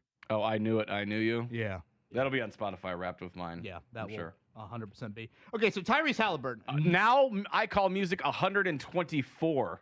No, is that They're real? still going. Wow. Oh, well, now I got to hear the songs on it. They got that Keenan Allen The longevity. physical albums stopped production in 2024, but I guess they're still releasing like Spotify versions and everything like that. Oh, looks like. To give them some credit, though, I'm surprised that they lasted that long printing a physical version of that. So what were they doing? 3 a year? Something like that. Yeah, they're flying them through. I mean, that's 40 years. It's got that. Boy, that's epic. That's consistency. That's what you want. What a GOAT brand. Apple, Chick-fil-A, and Now. The GOAT brands out there. So have you all ever experienced the freedom of, and I do it just to get on my mom's nerves now. I'm grown. So when she gets in my car, every now and then I got to crank it up, Mark, and the music might not be as clean. And she's just like, you know what? Your dad should have raised you better. She won't take the blame. So I always tell her it's just words is what I tell her. It's just words. But I quickly turn it down because you got to respect mom. Just not listen to Magic Stick in here. Calm down. Just artistic words, right? There you go. Exactly. Expression. Very descriptive words. Yeah. Speaking of words, Tyrese Halliburton spoke some words. Numbers on the Board podcast. Pretty popular basketball podcast, right? Yeah, I enjoy it. So Halliburton, I guess, should anybody know the host, or is it worth mentioning who these people are? Well, the main host is Kenny Beecham. He's kind of like this new up and coming NBA host / content creator. He's kind of the new wave of what I would say NBA media should look like, but he's widely respected by players because he isn't really this like hot take artist. It's just a bunch of guys talking about ball, loving ball, and I got to respect that. One thing I was struck by in listening to the podcast, and we'll get to this Halliburton audio and his displeasure about the season opener not being in Indy. First off, Tyrese Halliburton's a bit of a historian with the game. Yeah. He loves to chat about, the best player without a title and, those sorts of kind of water cooler debates. And I am reminded when Halliburton gets in these long form conversations, how much he is, I'm going to use the phrase like a mental basketball player. And I hope that comes out in the way that I'm trying to say it. I guess I should explain more. The man is a big thinker. He shares on the podcast that he doesn't do it anymore because I believe NBA rules don't allow for this. But he said at one point in his Pacers career, the man would come into the locker room at halftime of some games and he would check Twitter. Yeah, I thought I was petty. That's crazy. I mean, that is insane to me. Dialing up Twitter, searching your name on Twitter at halftime of an NBA game. And him saying to the guys on the podcast, yeah, I knew Coach Carlisle and the staff, usually took about 3 or 4 minutes before they met with the team, so I had a few minutes to scroll. You imagine? Oh, I wonder what Mark D 1075 is saying right now about my first half performance. Good thing Anthony Richardson didn't check that after the first couple series the other night, Mark. I know. I assume that Tyrese is checking out for my wrestling takes. That's what he's usually doing. But like he is such a again, I said mental basketball player. That's probably not the right phrase at all, but he's just a big thinker. I mean, I think he expressed at one point, was it 2 years ago, James, when he had that goose egg in New York about just how like mentally taxing that was to the point where he literally thought about taking a couple of games off. Yeah, he had a really rough start to that season, including that game. And was dead serious, like with, all of those comments. And again, the willingness to express it publicly. So I guess I was just kind of reminded after listening to the entire podcast just how, again, unique Halliburton is. And boy, how much he just loves the game and thinks about the game endlessly. He said he's debating rocking a headband for this year. He said after the shingles bout, he was starting to sweat more. Could you picture Tyrese Halliburton with the headband on? We will gladly take him in any kind of gear as long as he's healthy. You can wear double sleeves. You can wear a turtleneck. I don't care. Just get back out there, be healthy, be happy, and beat Tyrese. Fired up, to say the least, about the season opener not being in Indiana. Again, at the Pelicans. That will be the Pacers opener coming up here October 21st, I believe it is. Then their first home game will be the 23rd against Cooper Flag. And the Mavericks, Halliburton's comments on that. Name any other person that you compare to my level of a basketball player, wherever you have me ranked. If they tore their Achilles and missed 16 months, do you think that game would be on national television? Yeah. Right? Yeah. Yeah, you probably think so? Sure. Yeah. Okay. Do you think that game would be at home if not on national television? For sure. Yeah. For sure. Yeah. Okay. Do you think that game would be at New Orleans? Wait, what? Oh, your first game? Oh, that's crazy. Oh, that's crazy. That's crazy. That's crazy. When I saw the schedule, I was like, oh, wow. I agree 1,000%. I told you this, and you were telling me, hey, do you think the NBA offices are really looking at this? Maybe, apparently not, but they should. Kevin Durant, I'm sure, was a national TV game when he came back. Oh, I mean, isn't Kevin Durant on a little bit different level than Tyrese Halliburton? I was going to keep going. If we're really going to splice this out. Kevin Durant, Klay Thompson. I'm sure when Lillard comes back in Portland, that'll be a national TV game. I actually just probably check before I just start spouting off these things and getting mad at the world when maybe that isn't the case. But the point is, that should be a nationally televised home game. He's a top 15 player in the league when he's healthy. Team USA. I know he didn't do much on Team USA when they won gold medal, but he got one. Only 12 people in the world got one that time. So, I mean, what are we talking about here? You could even sell me like if it was a road game, but it was like at the Thunder where it happened, or at New York, or something. At New Orleans, that's a spit in his face. And look, I love New Orleans. Great food. Man, he just dumped on the Pelicans. But that franchise should be relegated out of the NBA. Are they really that bad? They're that irrelevant. Well, name me something good about the Pelicans now today. Pacers fans are clamoring to get their best player, or one of their best players. He won't be there long. Keep on clamoring. If I'm the Pelicans, I'm throwing that video up. You can do whatever you want. You're the Pelicans. You ain't won nothing, and you won't win nothing. Jumbo trying to start the game. All this bulletin board material, it only works if you're actually a good team. Our nationally televised games on opening night. Okay, opening night, remember, we have those three games. Celtics, Pistons. 1 and 2 last year in the league, in the East. Sixers, Knicks. Probably speaks for itself. Thunder, Spurs probably speaks for itself. Okay, that's opening night. The next night, we only have 2 in the national window. Okay, 2 ESPN games. T-Wolves, Heat.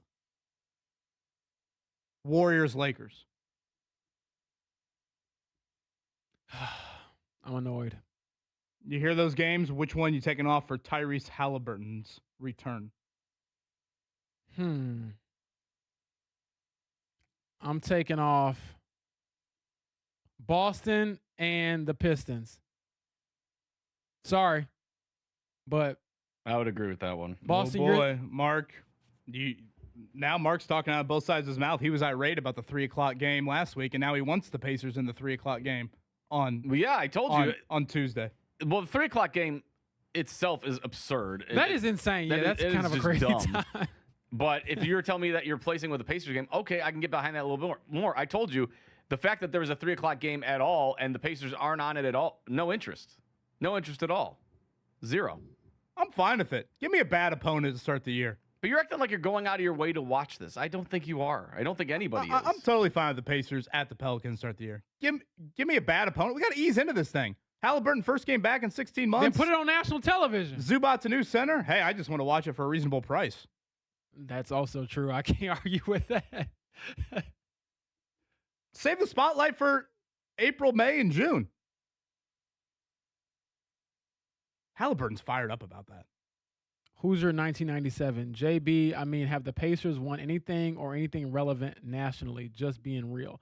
Yes, to your point, they were awful last year, but they did go to the finals and the conference finals 2 years in a row before that. Before their best player got hurt. They put on in that postseason, by the way. I just don't know what game you're taking out of the national win. I mean, you say Celtics Pistons again.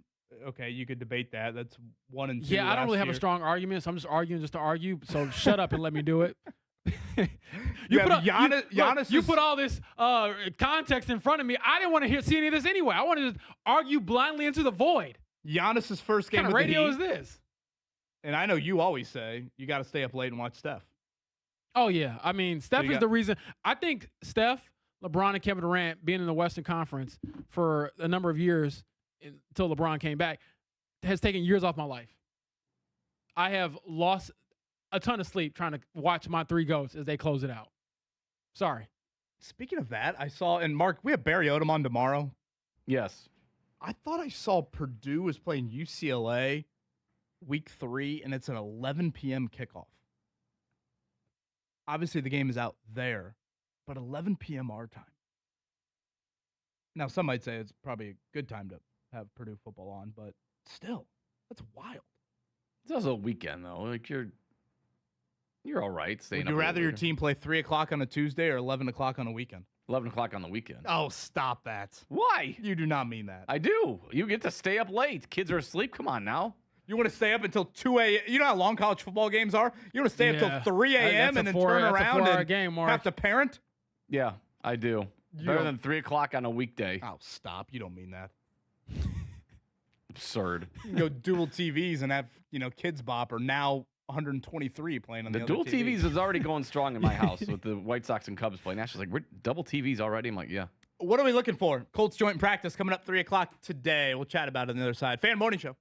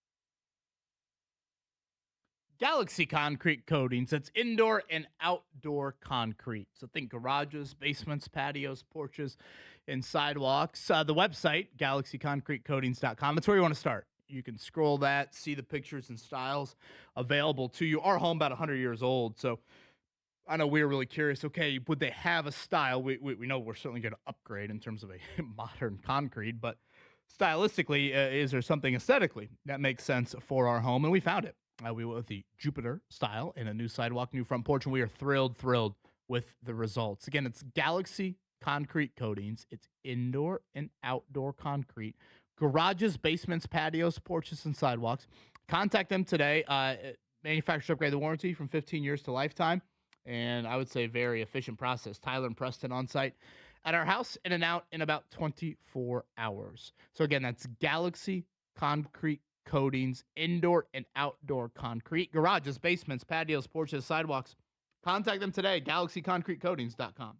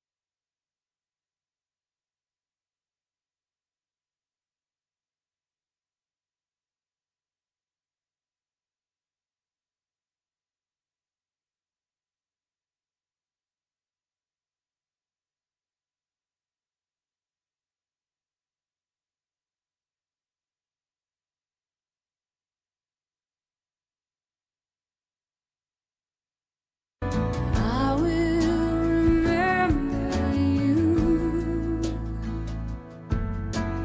Will you remember me? This is the Fan Morning Show with Kevin Bowen and James Boyd. I love you, Bryson.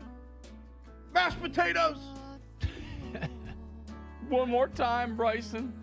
You're a true hero. Fake love. You didn't stop that grass down at the British Open. Live Golf practice round underway. Up there in Chatham later today, up in Westfield. Thursday, Friday, Saturday, Sunday. Potentially the final time ever for Live Golf, at least as we know it, up there in Westfield. Hope everything runs smooth, because financially right now it sounds like it is a bit dire in terms of that, and we'll see how things unfold up there. Shout out to all the moms and dads moving their kids into college today. I was chatting with a couple parents here recently. We had a back-to-school night. The principal saying that he's moving his son into Bloomington today. So good luck. Can you imagine what the wait for the elevators look like in those dorms? Well, just spend $20,000. You won't have to wait. I was gonna say, are you wishing the parents well that spent $20K on customized, dorm rooms? Oh, can you move to the side? My decorator needs a spot on this elevator. Putting in the Edison bulbs here. I'm trying to think, like, all the Nice decorations. feng shui going on. I think we went through 4 futons freshman year. I don't want to know why. Yeah, okay. We whoa. had a lot of friends visiting. Yeah, okay. Mhm, Yeah, interesting. This from Kirk. Kirk isn't loving those Tyrese Halliburton comments. Because that's concerning. I love me some me. Is that a Jake Query quote? You know it is. Quotes around that versus what he's been in the past. James, I've always felt this about Halliburton, and I know I've expressed, I love to hear Tyrese Halliburton talk. I Yeah. love it. I love it. I think he's candid. I think he's honest. I think he wears his emotions on his sleeve. And he is a very, very unique, I think, prominent athlete that is extremely confident and cocky, if you want to use that word, in himself. Yeah. Yet when you watch him play the game, or I think you watch his overall actions in his role within the Pacers, you don't feel that. It doesn't get down a slippery slope. It's not as demonstrative as some others. Does he want to have a home preseason game in Ames, Iowa? He does. He probably deserves it, frankly. But, like, that's probably the end of where you'll see his cocking. Do you ever watch him play and think he's a self-centered basketball player? I've never thought that. And probably that's all that matters. Yeah, I think that all the time. When he passes the ball, I'm like, what a selfish player. Don't we complain at times he's too passive? Yeah, you're actively hurting the team by not shooting the ball 30 times a game. No, I get what he's saying in this criticism. And I think to a degree, it could rub you the wrong way. But when it comes to Tyrese, I think that he's so self-aware that you have to take, like, the cocky and arrogance also with the humility and the face the music nature of how he operates. Like, when he doesn't play good, he's usually front and center saying that to you and owning that. So I don't think this is a distraction. I don't think it's going to his head. I think this is Tyrese just plainly saying, I'm one of the best players in the world. And usually if you're of that ilk, you get treated a little bit differently. But, you know, this is Indiana. These are the Pacers. So you take everything as a slight. And the best thing about having success, especially when it matters the most, is that you're forced to be on TV. Yeah, Halliburton's got a little, and I know this might alarm some people when I say it, but he's got like a little Darius Leonard pettiness to him. Yes. He's looking underneath that rock out the window. Yeah. For, the worm that all of a sudden thinks he shouldn't be on national television for opening night. Sounds like I need to go to New Orleans and just yell from the stands, "You're cooked! You're washed up!" And he's going to have like a 30-point triple-double with no turnovers. I love me some meat. There you go.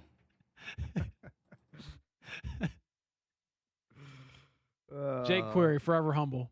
Well, I'm always highly impressed with myself. Do you have a Jake file? Of course I do. He has a file on everybody. If you've got problems with your nip, your not your nips, that's for sure. That's my favorite one. That was a live read. What? I don't even remember what it was. I do remember that. Yeah, I don't want to know what that live read was for. Gosh, sounds inappropriate. I can just picture that old studio and him trotting in there about 6:59. I would have looked like a total moron. 10-1. 10-1. State Fair, right? For him and John coming up. And I got to get back to the State Fair. I've been once. I got to go back. Days are numbered, right? I know. It 23rd, ends this I weekend. think is the last day. But yeah, all the bad weather lately, like I kind know. of stayed away. I'm eyeing Sunday, boys. Day after the second Colts preseason game.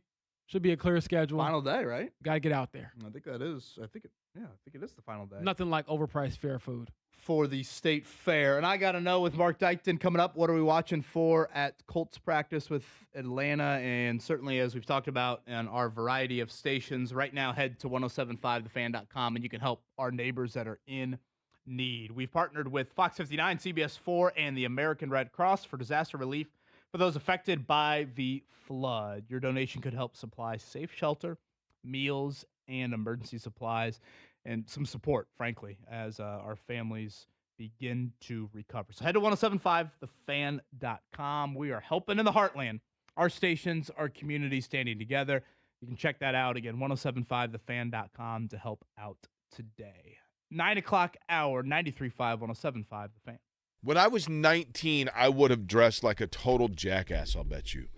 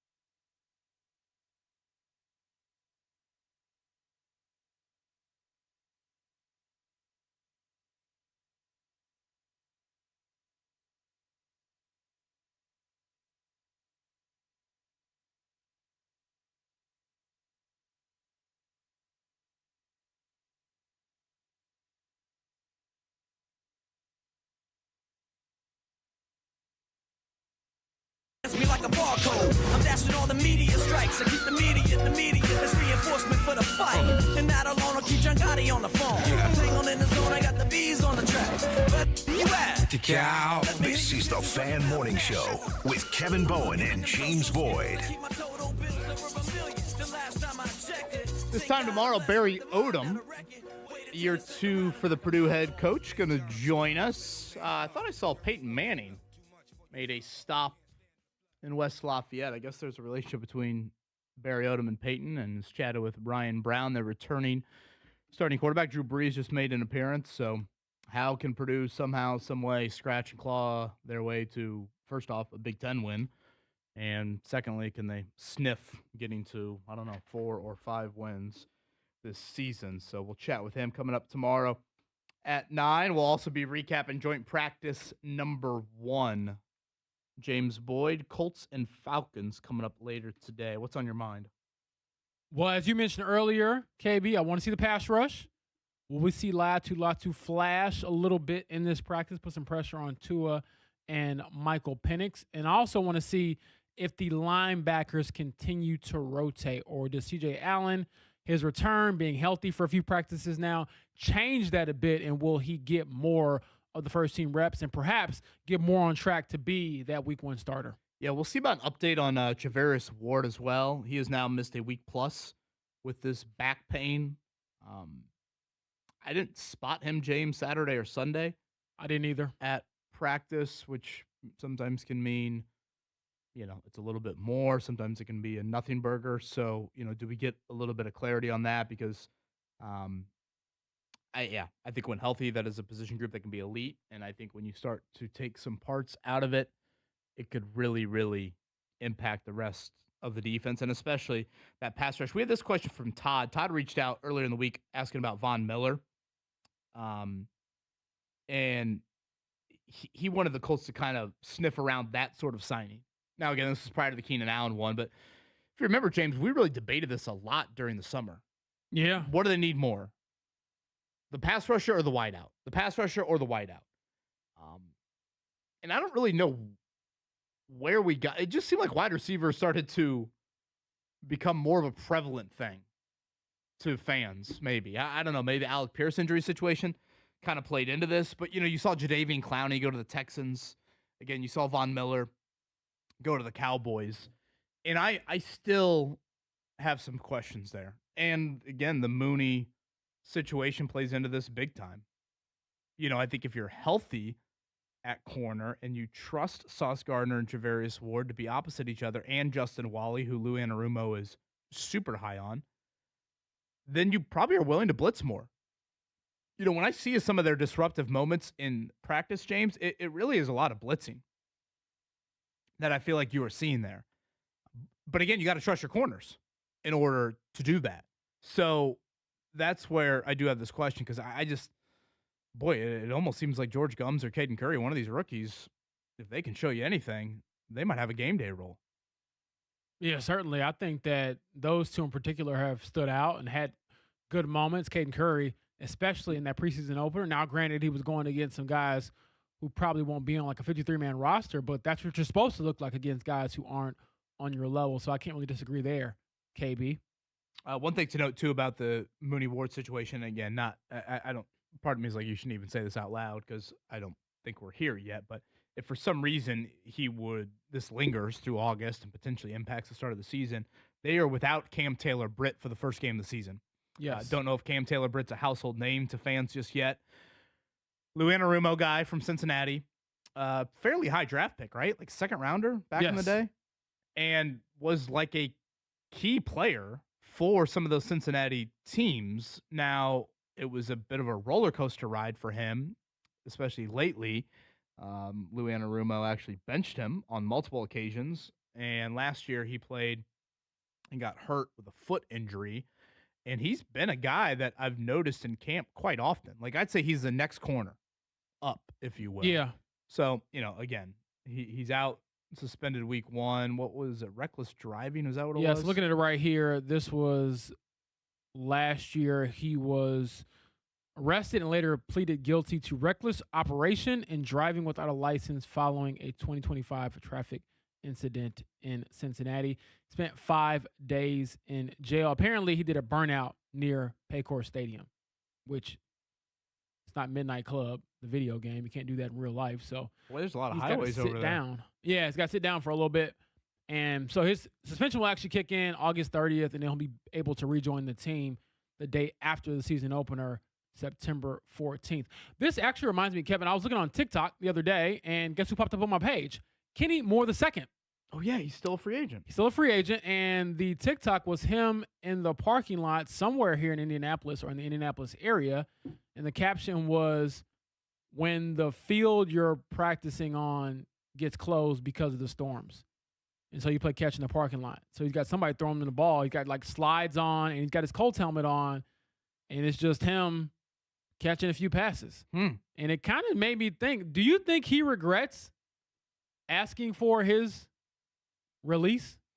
Because you mentioned Jarius Ward. Yeah. A little banged up. Yeah. He'd still have a role here. He'd probably be that next guy up. I'm not saying it would be the role he wanted, but I am surprised he hasn't been picked up yet. We're getting late in the game. Yeah, I mean, we are starting to get close. You know, what are we 3.5 weeks away? Hell, 3 weeks away, right? From game down under in the opening game of the year. Yeah, it is starting to get to that point. I'm like, okay, I understand wanting to miss training camp, but you know, Xavier Howard got signed this time last year. Obviously, Keenan Allen the other day. So, you know, as far as the Colts are concerned, it just seemed like they were ready for life with Justin Wally. Yeah. They really like Justin Wally. I don't know if I said this to Lou Anarumo when we had him on, but I almost wanted to say to Lou, I hope that the two Bowen daughters find someone in life that they love as much as you love Justin Wally. Yeah, I don't think you said that on our interview. No, I did not, but I was thinking it. And then all I could think about was Italian food. That too. That made us so hungry. Lord. Brian, is there a day when the joint scrimmage will be more intense? Is there a day when the joint scrimmage will be more intense for the Colts and Falcons? Today's a longer practice, I guess, if you want to point at it from that aspect. But, I mean, I would expect both days to be pretty competitive. I think both coaches are under the same impression, like, we're going to play their starters a lot these next 2 days, and we're not going to play them on Saturday at all. And, again, Michael Penix Jr. is not doing 11-on-11. For those that are curious about that storyline, it is Tua in the 11-on-11. Penix is still coming back from the torn ACL.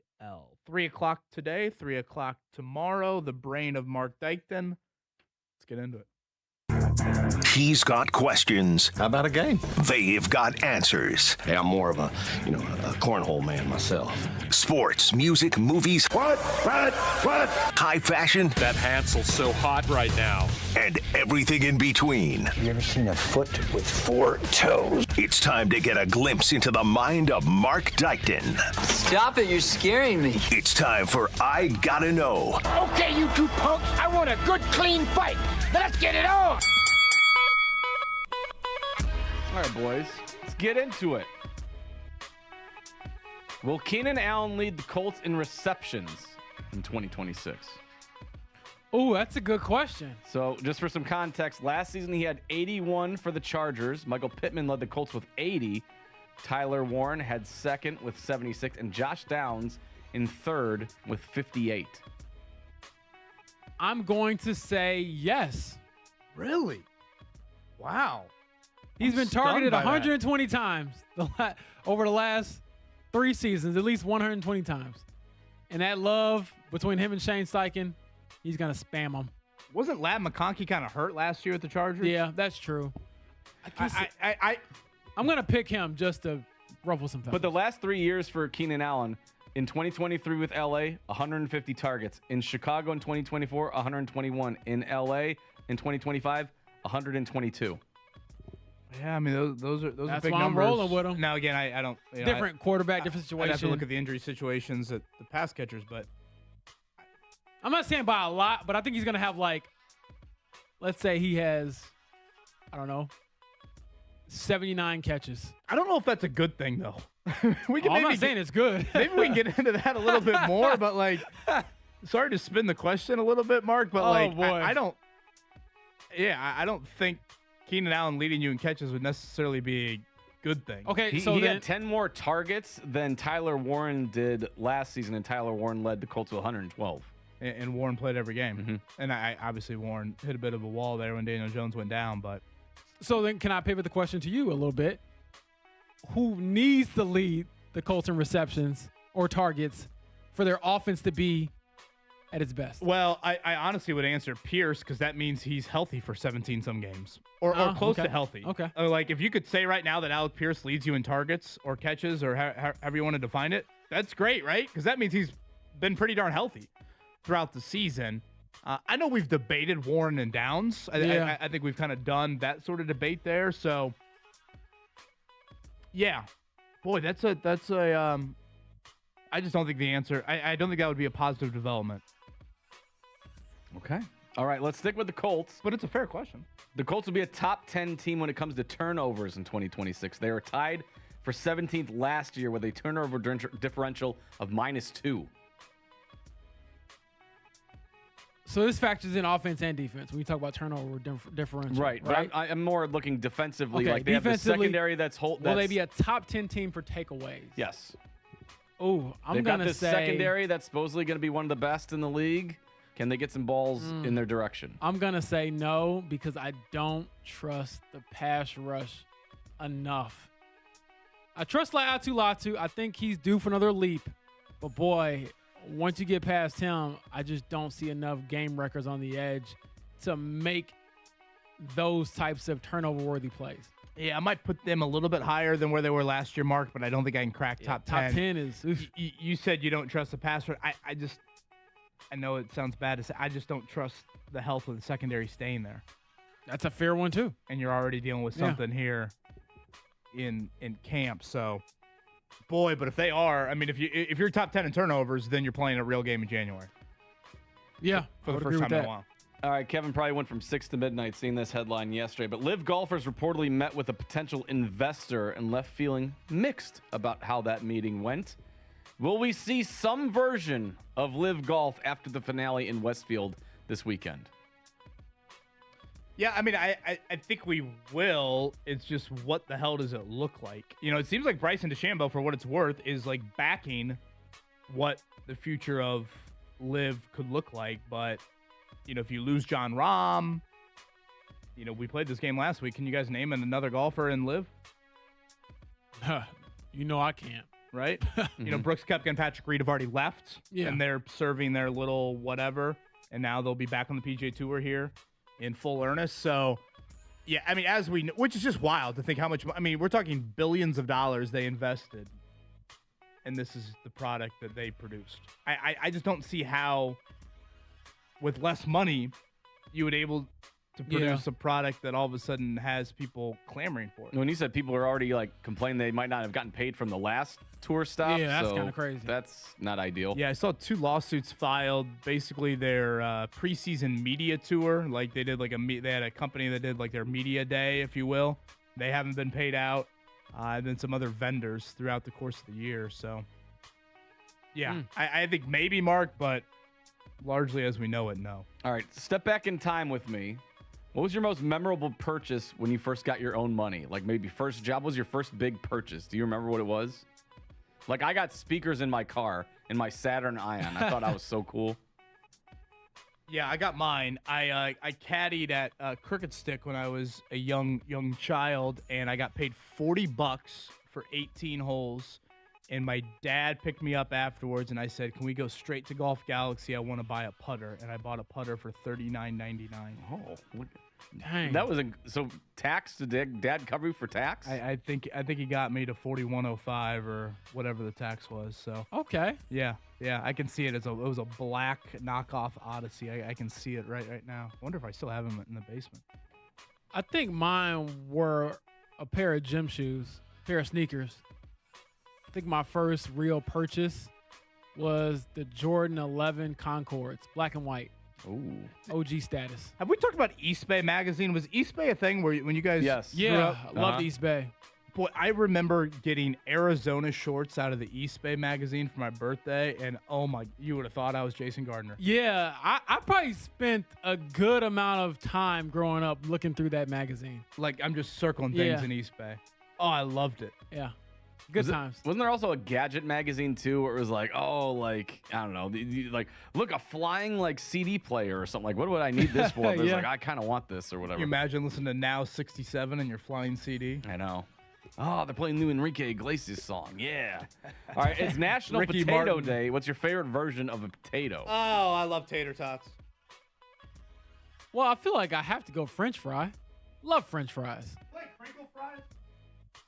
I'm not a big crinkle fries. I like crinkle fries. Crinkle fries? You like crinkle fries? Yeah. I feel like I'm not really against any form of fry. Like people have like, oh, I can't stand this version. I'm a lover of all. Guys, I'm not going to lie. Nellie Bowen, 9-month-old Nellie Bowen, loves tater tots. Loves tater tots. The last couple meals I've given her tater tots, she has not been super hungry. You better. So you've been. You better believe your boy's gone to town on him. You make sure my Nellie's eating. Oh man! Before you start digging in. I'm sliding a pouch in there. Uh-huh. We're getting something down. But I'll tell you what, when she starts pushing the tater tots away, I'm catching them before they fall on the floor. Now, do you have a preference if it's potato like the barrels or the rounds? Does it matter? I like barrels. You know, I'm not again, following. The shape of them. Oh, like a actual circle. Yeah, I prefer barrel, but the man is not picky. No, I'm not. I'm not picky at all. You got a favorite Give me potato chips. I'll take potato chips. Oh, okay. Best potato chips out there. Oh man, I love me some like Jay's barbecue. Those are outstanding. Jay's, you are so Chicago. That's such a good one. Jay's barbecue is outstanding. You can't get Jay's anywhere in America but Chicago, it feels like. I'm a big Rosie Bone and I were driving the other day, and I said, "All right, let's get a gas station snack. Daddy's hungry." Ruffles sour cream and onion. Okay, I'm usually a Doritos spicy nacho. Ooh. Yeah. We went to Wally's, it's kind of like a Buc-ee's spinoff, but it's over by Lebanon over there, and they had or it's Whitestown. They have like a mesquite backyard barbecue chip. Whew. That one is climbing the ranks real quick. That one was outstanding. All right, what are we watching? Wait, can I throw in? Is this a safe space? Sure. Oh boy. He's putting the head down, Mark. I don't trust this answer. I'm at the grocery last week.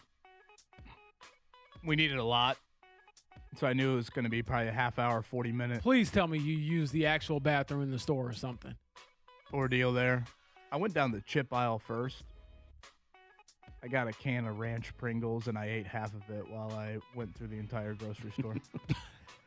That I actually don't mind.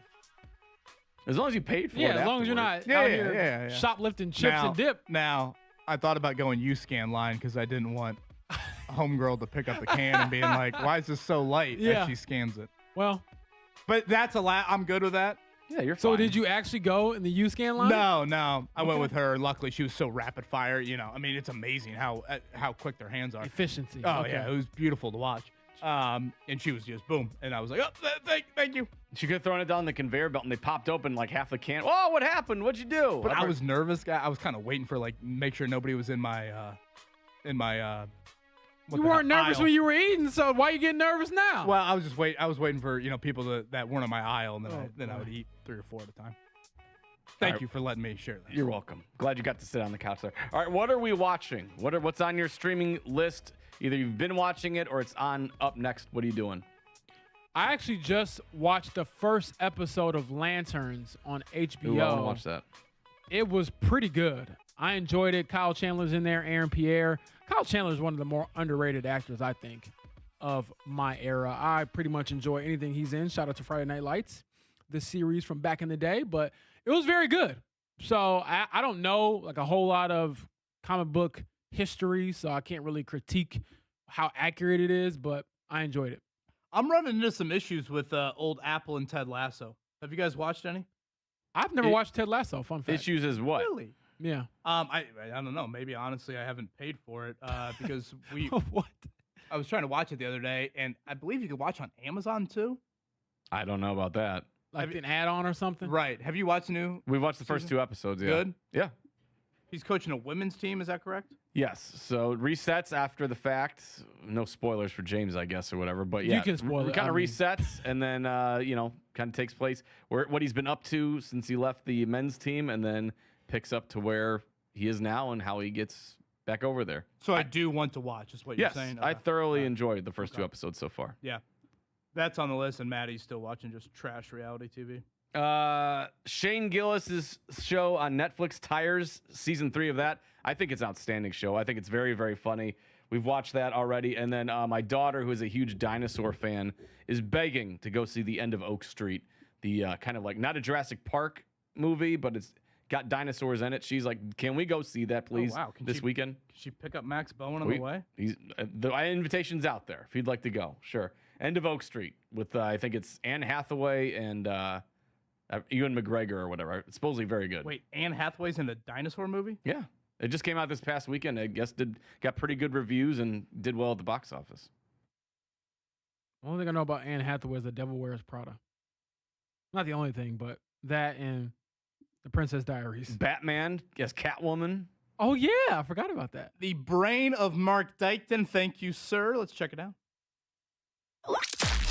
The Morning Checkdown on 93.5 and 107.5 The Fan. 3 o'clock today, 3 o'clock tomorrow. Colts, Falcons, joint practices. Westfield, Indiana. We'll continue to keep an eye on the weather for today.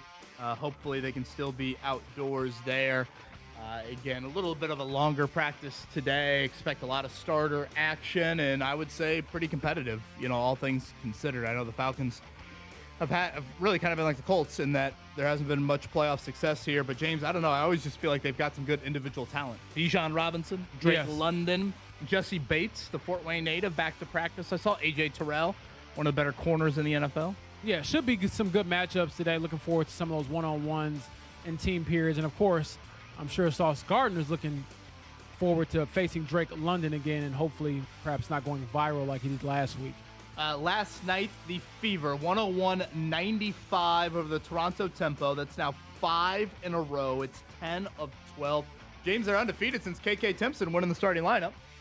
Yeah, she's a fantastic player, one of the better developmental stories in the whole WNBA, quite frankly. So she's been a revelation for them. They continue to roll. And Kelsey Mitchell matched the WNBA record with her 20th straight 20-point game. So for those that did not watch, Kelsey Mitchell, 29 points in 24 minutes. I mean, honestly, when she exited in the third quarter, James, I was thinking franchise record. Like for points? Yeah, I mean, she was on that sort of pace through 3 quarters there. And the game was still close enough that I didn't feel like you could totally empty the bench. It actually got within 4 there, but she sat out the entire fourth quarter. Actually went back to the locker room. Overheating was the term that Stephanie White used. I guess some of the players commented after the game that it was a rather hot arena last night, and not just because Kelsey Mitchell's scoring. But that's why she didn't play in the fourth quarter. So hopefully everything is okay on that front there. Caitlin Clark had nice night score and assist, turnover number, which had been down as of late. Got back up into a little bit too high of a mark, 7, I believe, for the night. Sophie Cunningham with 13 off the bench. She hit a big late 3 to put the game on ice. Major League Baseball yesterday. Go ahead. Lefty is ready. High fly ball, right field. That one's back at the wall, and gone! Oh, brother! He floats around the bases. PCA. A leadoff home run, and it is 1-0. That is your NL MVP favorite, folks, whether you like it or you don't. And really? Over Shohei Ohtani? Yes, especially if Shohei does not keep pitching. I think it's PCA. 30-30 club, hit his 31st yesterday, back-to-back games with leadoff home runs. I believe he is the current favorite betting-wise for the NL MVP. So, yeah, if Shohei continues to stay off the mound, I think it is PCA's to lose. And then Alex Bregman knocked it in the bottom of the 9th. Cubs win 4-3 over the White Sox. Matthew is irate at me saying that I shouldn't call it U-Scan. I should call it self-checkout. Matthew, there's other things that we need to be arguing about, brother. How dare you, Kevin? Is this like a Coke soda or a pop soda debate here? I mean, I've always heard it called self-checkout, but I wasn't going to ding you for that one. Gosh. Matthew coming with a skull and bones. I guess he said you sound like too much of a cop. Yeah. We got a narc here. He's eating chips in the aisle. Indians lose yesterday to Louisville. They're at home each of the next 2 weeks. IndyCar in the nation's capital coming up Saturday and Sunday. Saturday practice, Sunday 1 o'clock, the green flag. A lot of eyes on that race for many reasons. Again, the Freedom 250 there. Literally start finish line right outside nation's capital, or I should say the Capitol building, Pennsylvania Ave, where the pit lanes will be. High school football week 1 underway here coming up on Friday. And I know we're going to get a weather update here in a few. James, I'm trying to think. I can't recall. You've covered Colts training camp since what, 22, 21? Yes, 2022. Boy, I can't recall a joint practice ever going indoors. Can you? No, not to my knowledge. Is that something in the forecast today or tomorrow? That's gonna be pretty cramped in there, is it not? With all those people, that's gonna be cramped. Yeah, it will be super cramped. I mean, they do have 2 usable fields. Yeah. It's not ideal by any means. No. But yeah, from a fan standpoint, for those that have not been out at Grand Park, you can fit a couple of thousand fans into the outdoor stands. In the indoor facility, I believe the number is 750. Does that sound right? Yeah. 700, something around those lines. So hopefully that is not going to be the case today, but nonetheless, we'll keep an eye out for that. 3 o'clock today, 3 o'clock tomorrow. Mark, let's go ahead and check it down. Check it down. That's what we've been doing. Weather update, sorry. Today's forecast from the Fox 59 Weather Authority. Scattered showers and thunderstorms are possible today, otherwise mostly cloudy and more humid with a high at 80 degrees. Showers come to an end tonight with lows in the mid-60s. I am Fox 59 meteorologist Amber Hardwick for The Fan.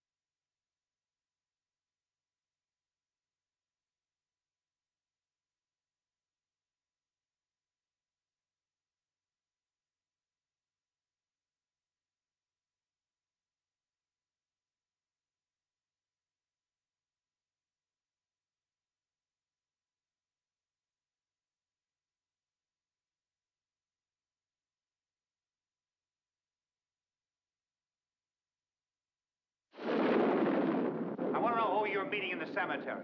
I don't have to tell you anything.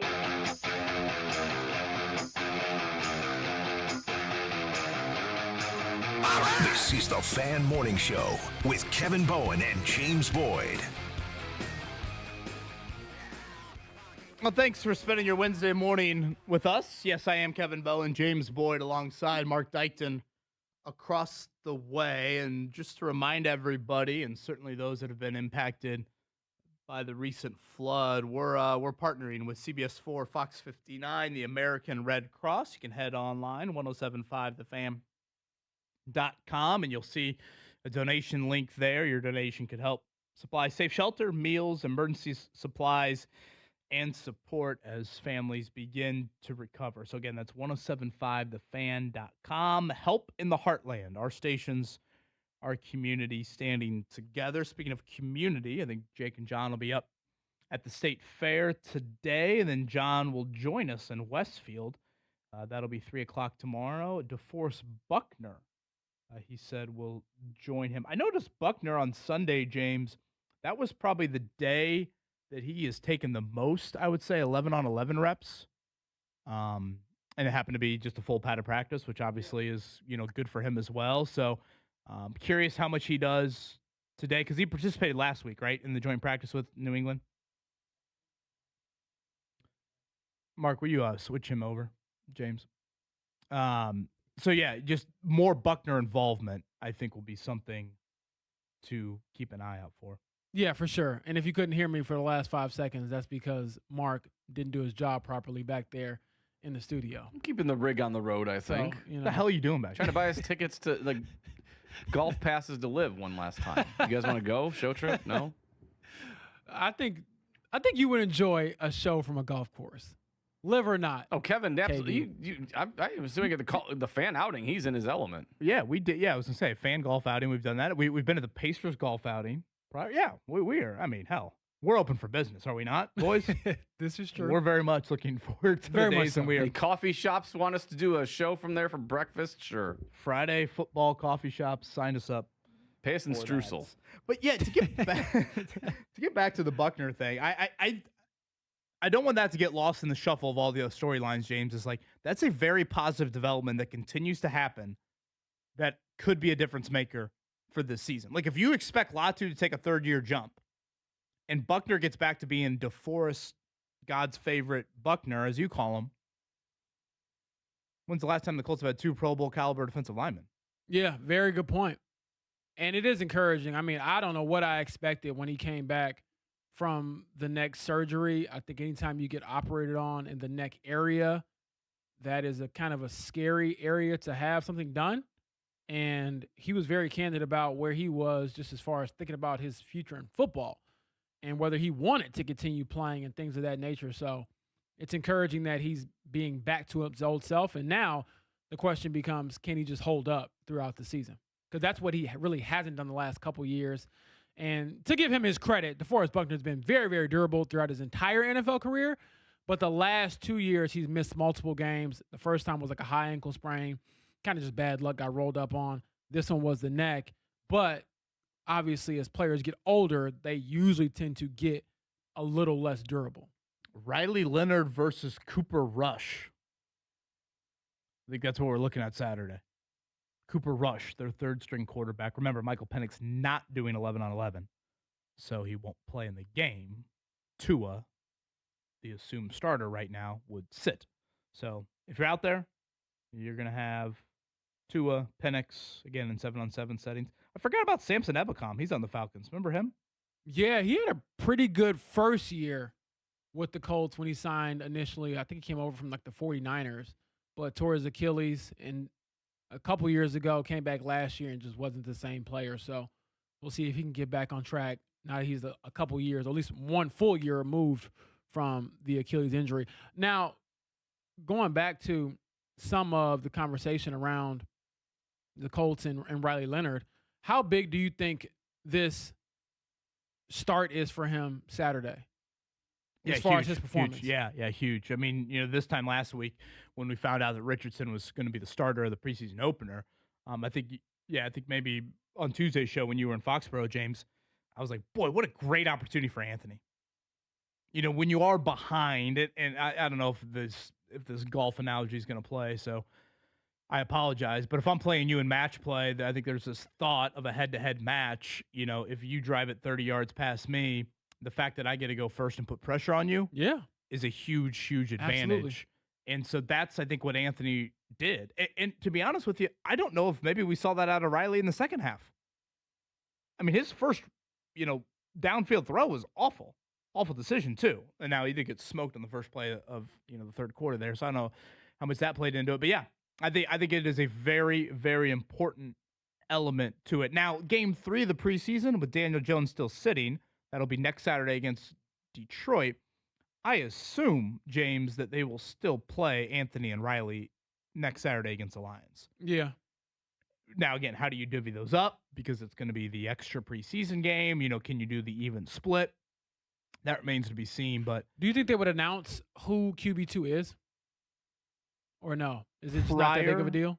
To the Lions game you're asking? Or you mean before the start of the regular season? Just in general. Do you think Shane will make that announcement? Should I ask? Will I get an answer? Sure. Yeah, I think. Well, send that to Kevin so he gets the Ed Dodds treatment. Honestly, on the grand scheme of reactions, I thought the Dodds one was a little bit on the nicer side of it compared to some of them. It was better. What did Rick Carlisle say, Mark, when I invited him to Notre Dame, Virginia?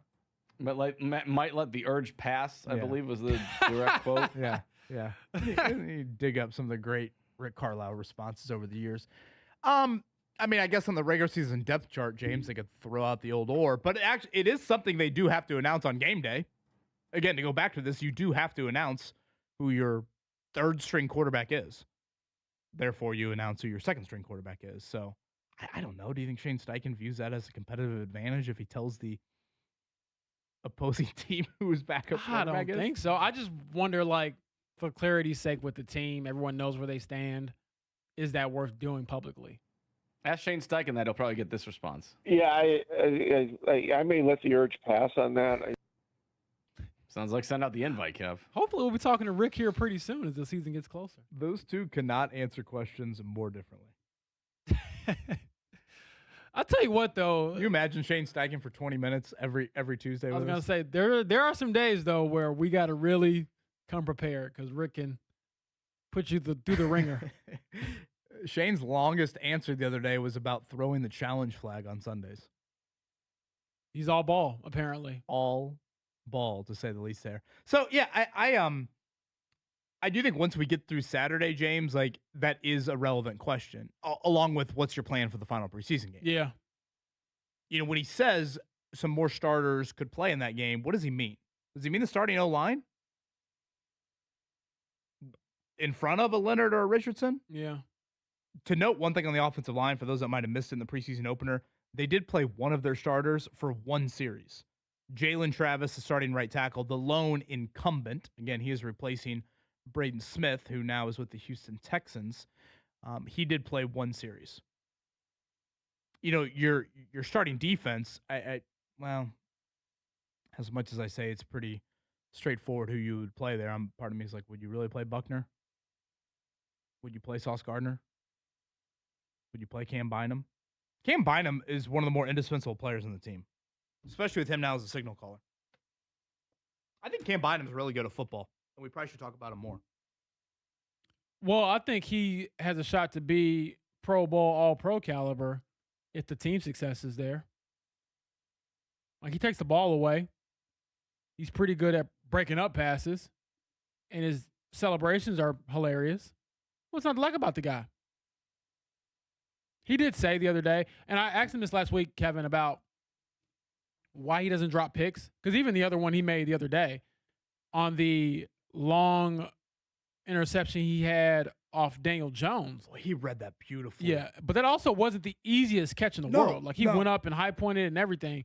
But he said he does the jugs machine, bought one, and he's been doing it every day after practice for the last couple of years, and he said he does it in his driveway. Yeah, we saw a video of this. I think it might have been TikTok or something like that. I want to say we had a listener call in and be Yeah. like, I was riding my bike and all of a sudden saw this dude doing jugs machine in his driveway and said he pulled up and like had a great conversation with him. Yeah. And so he said that his wife and his sister will load up the jugs machine and they'll do about 100, if not more, passes every day during the season. So he was like, when the moment comes to catch the ball, I'm ready. I've done it 1,000 times over, literally. And I got to give him credit for that because there are so many times where we're like, boy, if you'd have just caught the interception, that would have changed everything. Tips and overthrows. Yeah. And Catch the he tips makes and you pay overthrows. almost every time. And he actually referenced maybe the 2023 season. He was like, if I would have caught every pick that came to me, I would have had about 8 interceptions. I would have been an all-pro. And so it's kind of stuck with him. This from Elliot, listening to your show on the way to the dentist. Good luck, Elliot. You mentioned something about the assistant GM and what he said about Anthony Richardson. Can you tell me in 15 words or less? Thank you much. 15 words or less. Let's hear from Ed Dodds in 15 words or less. You take care of your own team first. Take care of your own team first. You take care. 8. You Hit take the care of under. your own team first. Right? Basically, your depth chart matters more. And again, the return on investment with Anthony Richardson, I think in the spring, you would have gotten a nice financial return on him. And therefore, that could have allowed you to do some other things in the offseason. Whereas right now, I thought Stephen Holder made a great point earlier. You've literally paid him virtually all of the $30-some million contract. So at this point, it's like, yeah, run him, for lack of a better phrase, run him into the ground. I think that's kind of where you're at. Yeah. I don't know why Elliot wanted 15 words or less. Does he think we talk too much? I think, isn't that the whole point? Only have 3 hours to fill. Boy, if we did 15 words or less every segment, we'd be struggling. Be a lot of dead air, a lot of awkward. I'd be playing a lot of sound bites probably. You'd be finding a lot of Rick Carlisle sound. Oh yeah. Yeah. A lot of peacock noises from that. We'll do it. I am an absolute metrosexual when it comes to shower gels, skin lotions, hair product. It's an issue. I can just play Jake sound bites. What the heck was that? I've never heard of that term. So that's probably your 5th Jake clip you've played. How many more are there in the file? Eddie even sent me a couple, which I don't know if those are. He slips them through the cracks. I don't know if I can play those ones. Which how many files do you have? Of Jake? No, just of audio. Do you have a Mike Wells folder? Do you have a Kevin Bowen The Mike folder? Wells Do you have ones are at the ready. I can drop Do you those. have a James Boyd folder? Yes. Do you have a? Yes, Kevin, you're got quite a few. So who yeah. has more clips, me or Jake? Oh, you.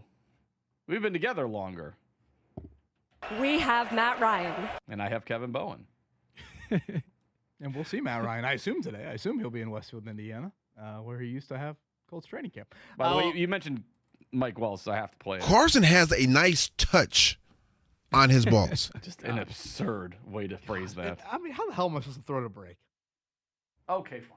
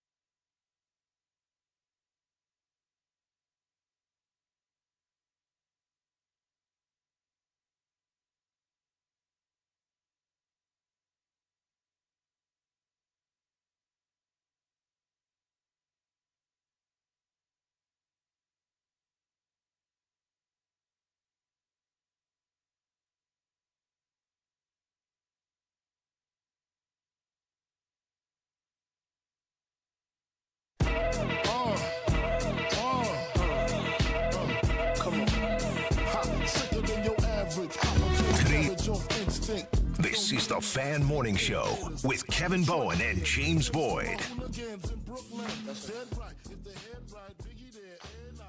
So Pat McAfee's joining Monday Night Countdown. Am I seeing this? Yes, you are correct.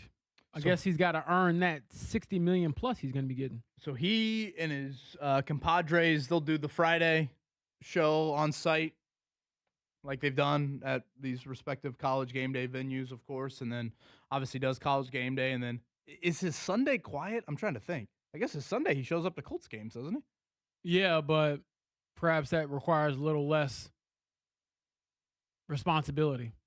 So flies home. Boy, I'm trying to think of it like his travel schedule. So I guess he flies back. Like Or maybe he won't be at as many Colts games just because of all the stuff going on. Yeah, I wonder if they'll do their show. Because Monday Night Countdown, they do that live from the Monday night venue, right? Yeah. They were at Colts 49ers last year, Typically, weren't they? you're at the site, yes. By the way, I will say this. I went back and watched Colts 49ers, the Monday Night Countdown, in December before the game.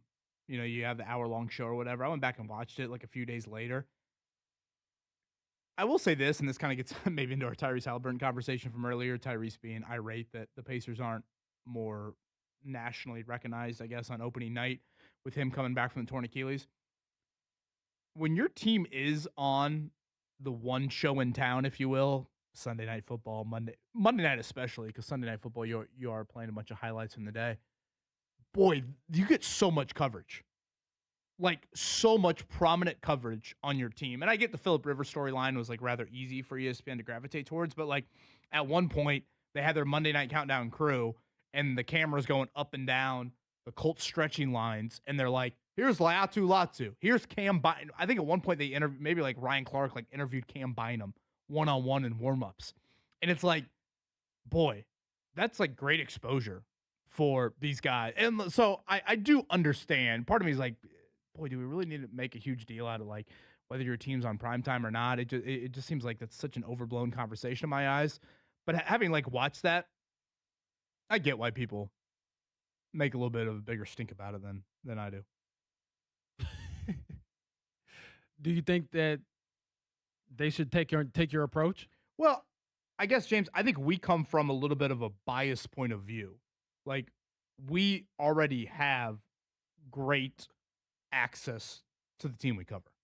That is very true. Whereas, again, a lot of fans, while we try to provide that access for them with our content, it's just not the same. Yeah. So then when they get it on an hour television show in their living room leading into the game, when the Colts play at 1 o'clock on Sunday on CBS, you maybe get talked about for 2 or 3 minutes. Yeah. You're part of 7 or 8 other games. Whereas if you're in the Monday night window especially, or the Thursday night game, which the Colts will be on Thursday Night Football this year. It's a big game. Houston later in the year. I understand why, especially out-of-market fans gravitate towards that. Yeah, I would agree there. And honestly, I can see why you clamor or you would want more team success. So you get that pub and that attention. But I mean, you only get it by winning, really. 3 o'clock today, 3 o'clock tomorrow. And now I'm trying to think. Primetime games this year, James, Sunday Night Football week 2, right? Colts Chiefs. Yeah, and I guess if you want to count the Thursday night game against Houston, I forget what week that is. That's also primetime, I think. Does that count as a primetime game? I always say if you're the solo slot. Well, yeah, you're the solo slot on Thursday. Right. And I would include you're the solo slot in London. Oh, okay. I didn't know if you were. Yeah, okay. Yeah, I guess you do count that. Coffee football. Yeah. Probably something Mark Dykton hates. No, I love that. I enjoy it. It's not a Thursday at 3 p.m. You guys still arguing about this? I just think it's ridiculous. So you're saying you would rather have your team play at 3 o'clock on a weekday, KB? For a one-time occurrence, I think it's totally fine. Do you think Mark Dykton would ever go out of his way to turn on Celtics Pistons? No. I think there's a better chance he's going to watch it at 5 o'clock in his living room when he's picked up the girls from school and watched the finish than he would if the game started at 8 p.m. on a Wednesday. And hell, he's probably in REM sleep by the time the game ends. For a one-off on opening night, I got no issue with it. We don't work real jobs. That's true. Even still, the likelihood of me turning that game on in the middle of the day, slim and none. What do you think the spread is on Colts Ravens to start the year? Oh, I'll go 2.5 Ravens. I'll take Ravens 3.5. Gosh, Mark, you're a degenerate. Ravens 3.5. Oh, dang. See, I was thinking like a field goal difference. New head coach, Lamar Jackson, of course, and company there. So that will be week 1 with the Ravens. Kevin Stefanski and company, Colts Falcons, 3 o'clock today. I'd assume Keenan Allen doesn't practice. I don't know. Could he do individual drills and sit out the team? Yeah, but what does he need to practice? Like, respectfully. I do think at some point he's got to throw with Daniel Jones. Well, yeah, but I think that doesn't really have to happen today in front of all of us. This could be done at the team facility next week.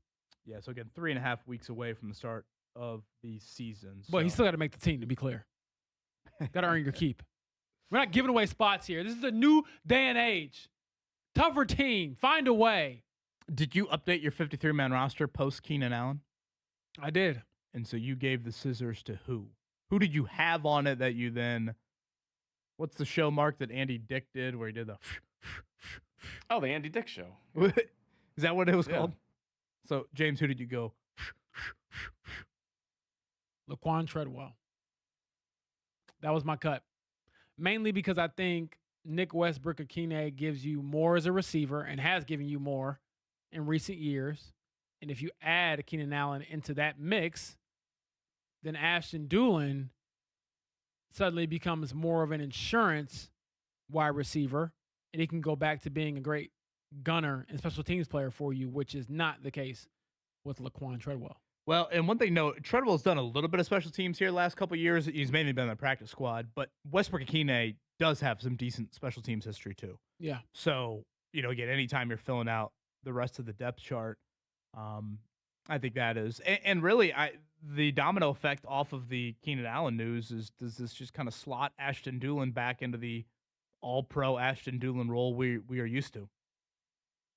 Great special teams player, helping you out as a kick returner, and then he shows up to play, 5 snaps on offense every third week and catches one ball for 18 yards, and you're like, gosh, I love Ashton Doolin.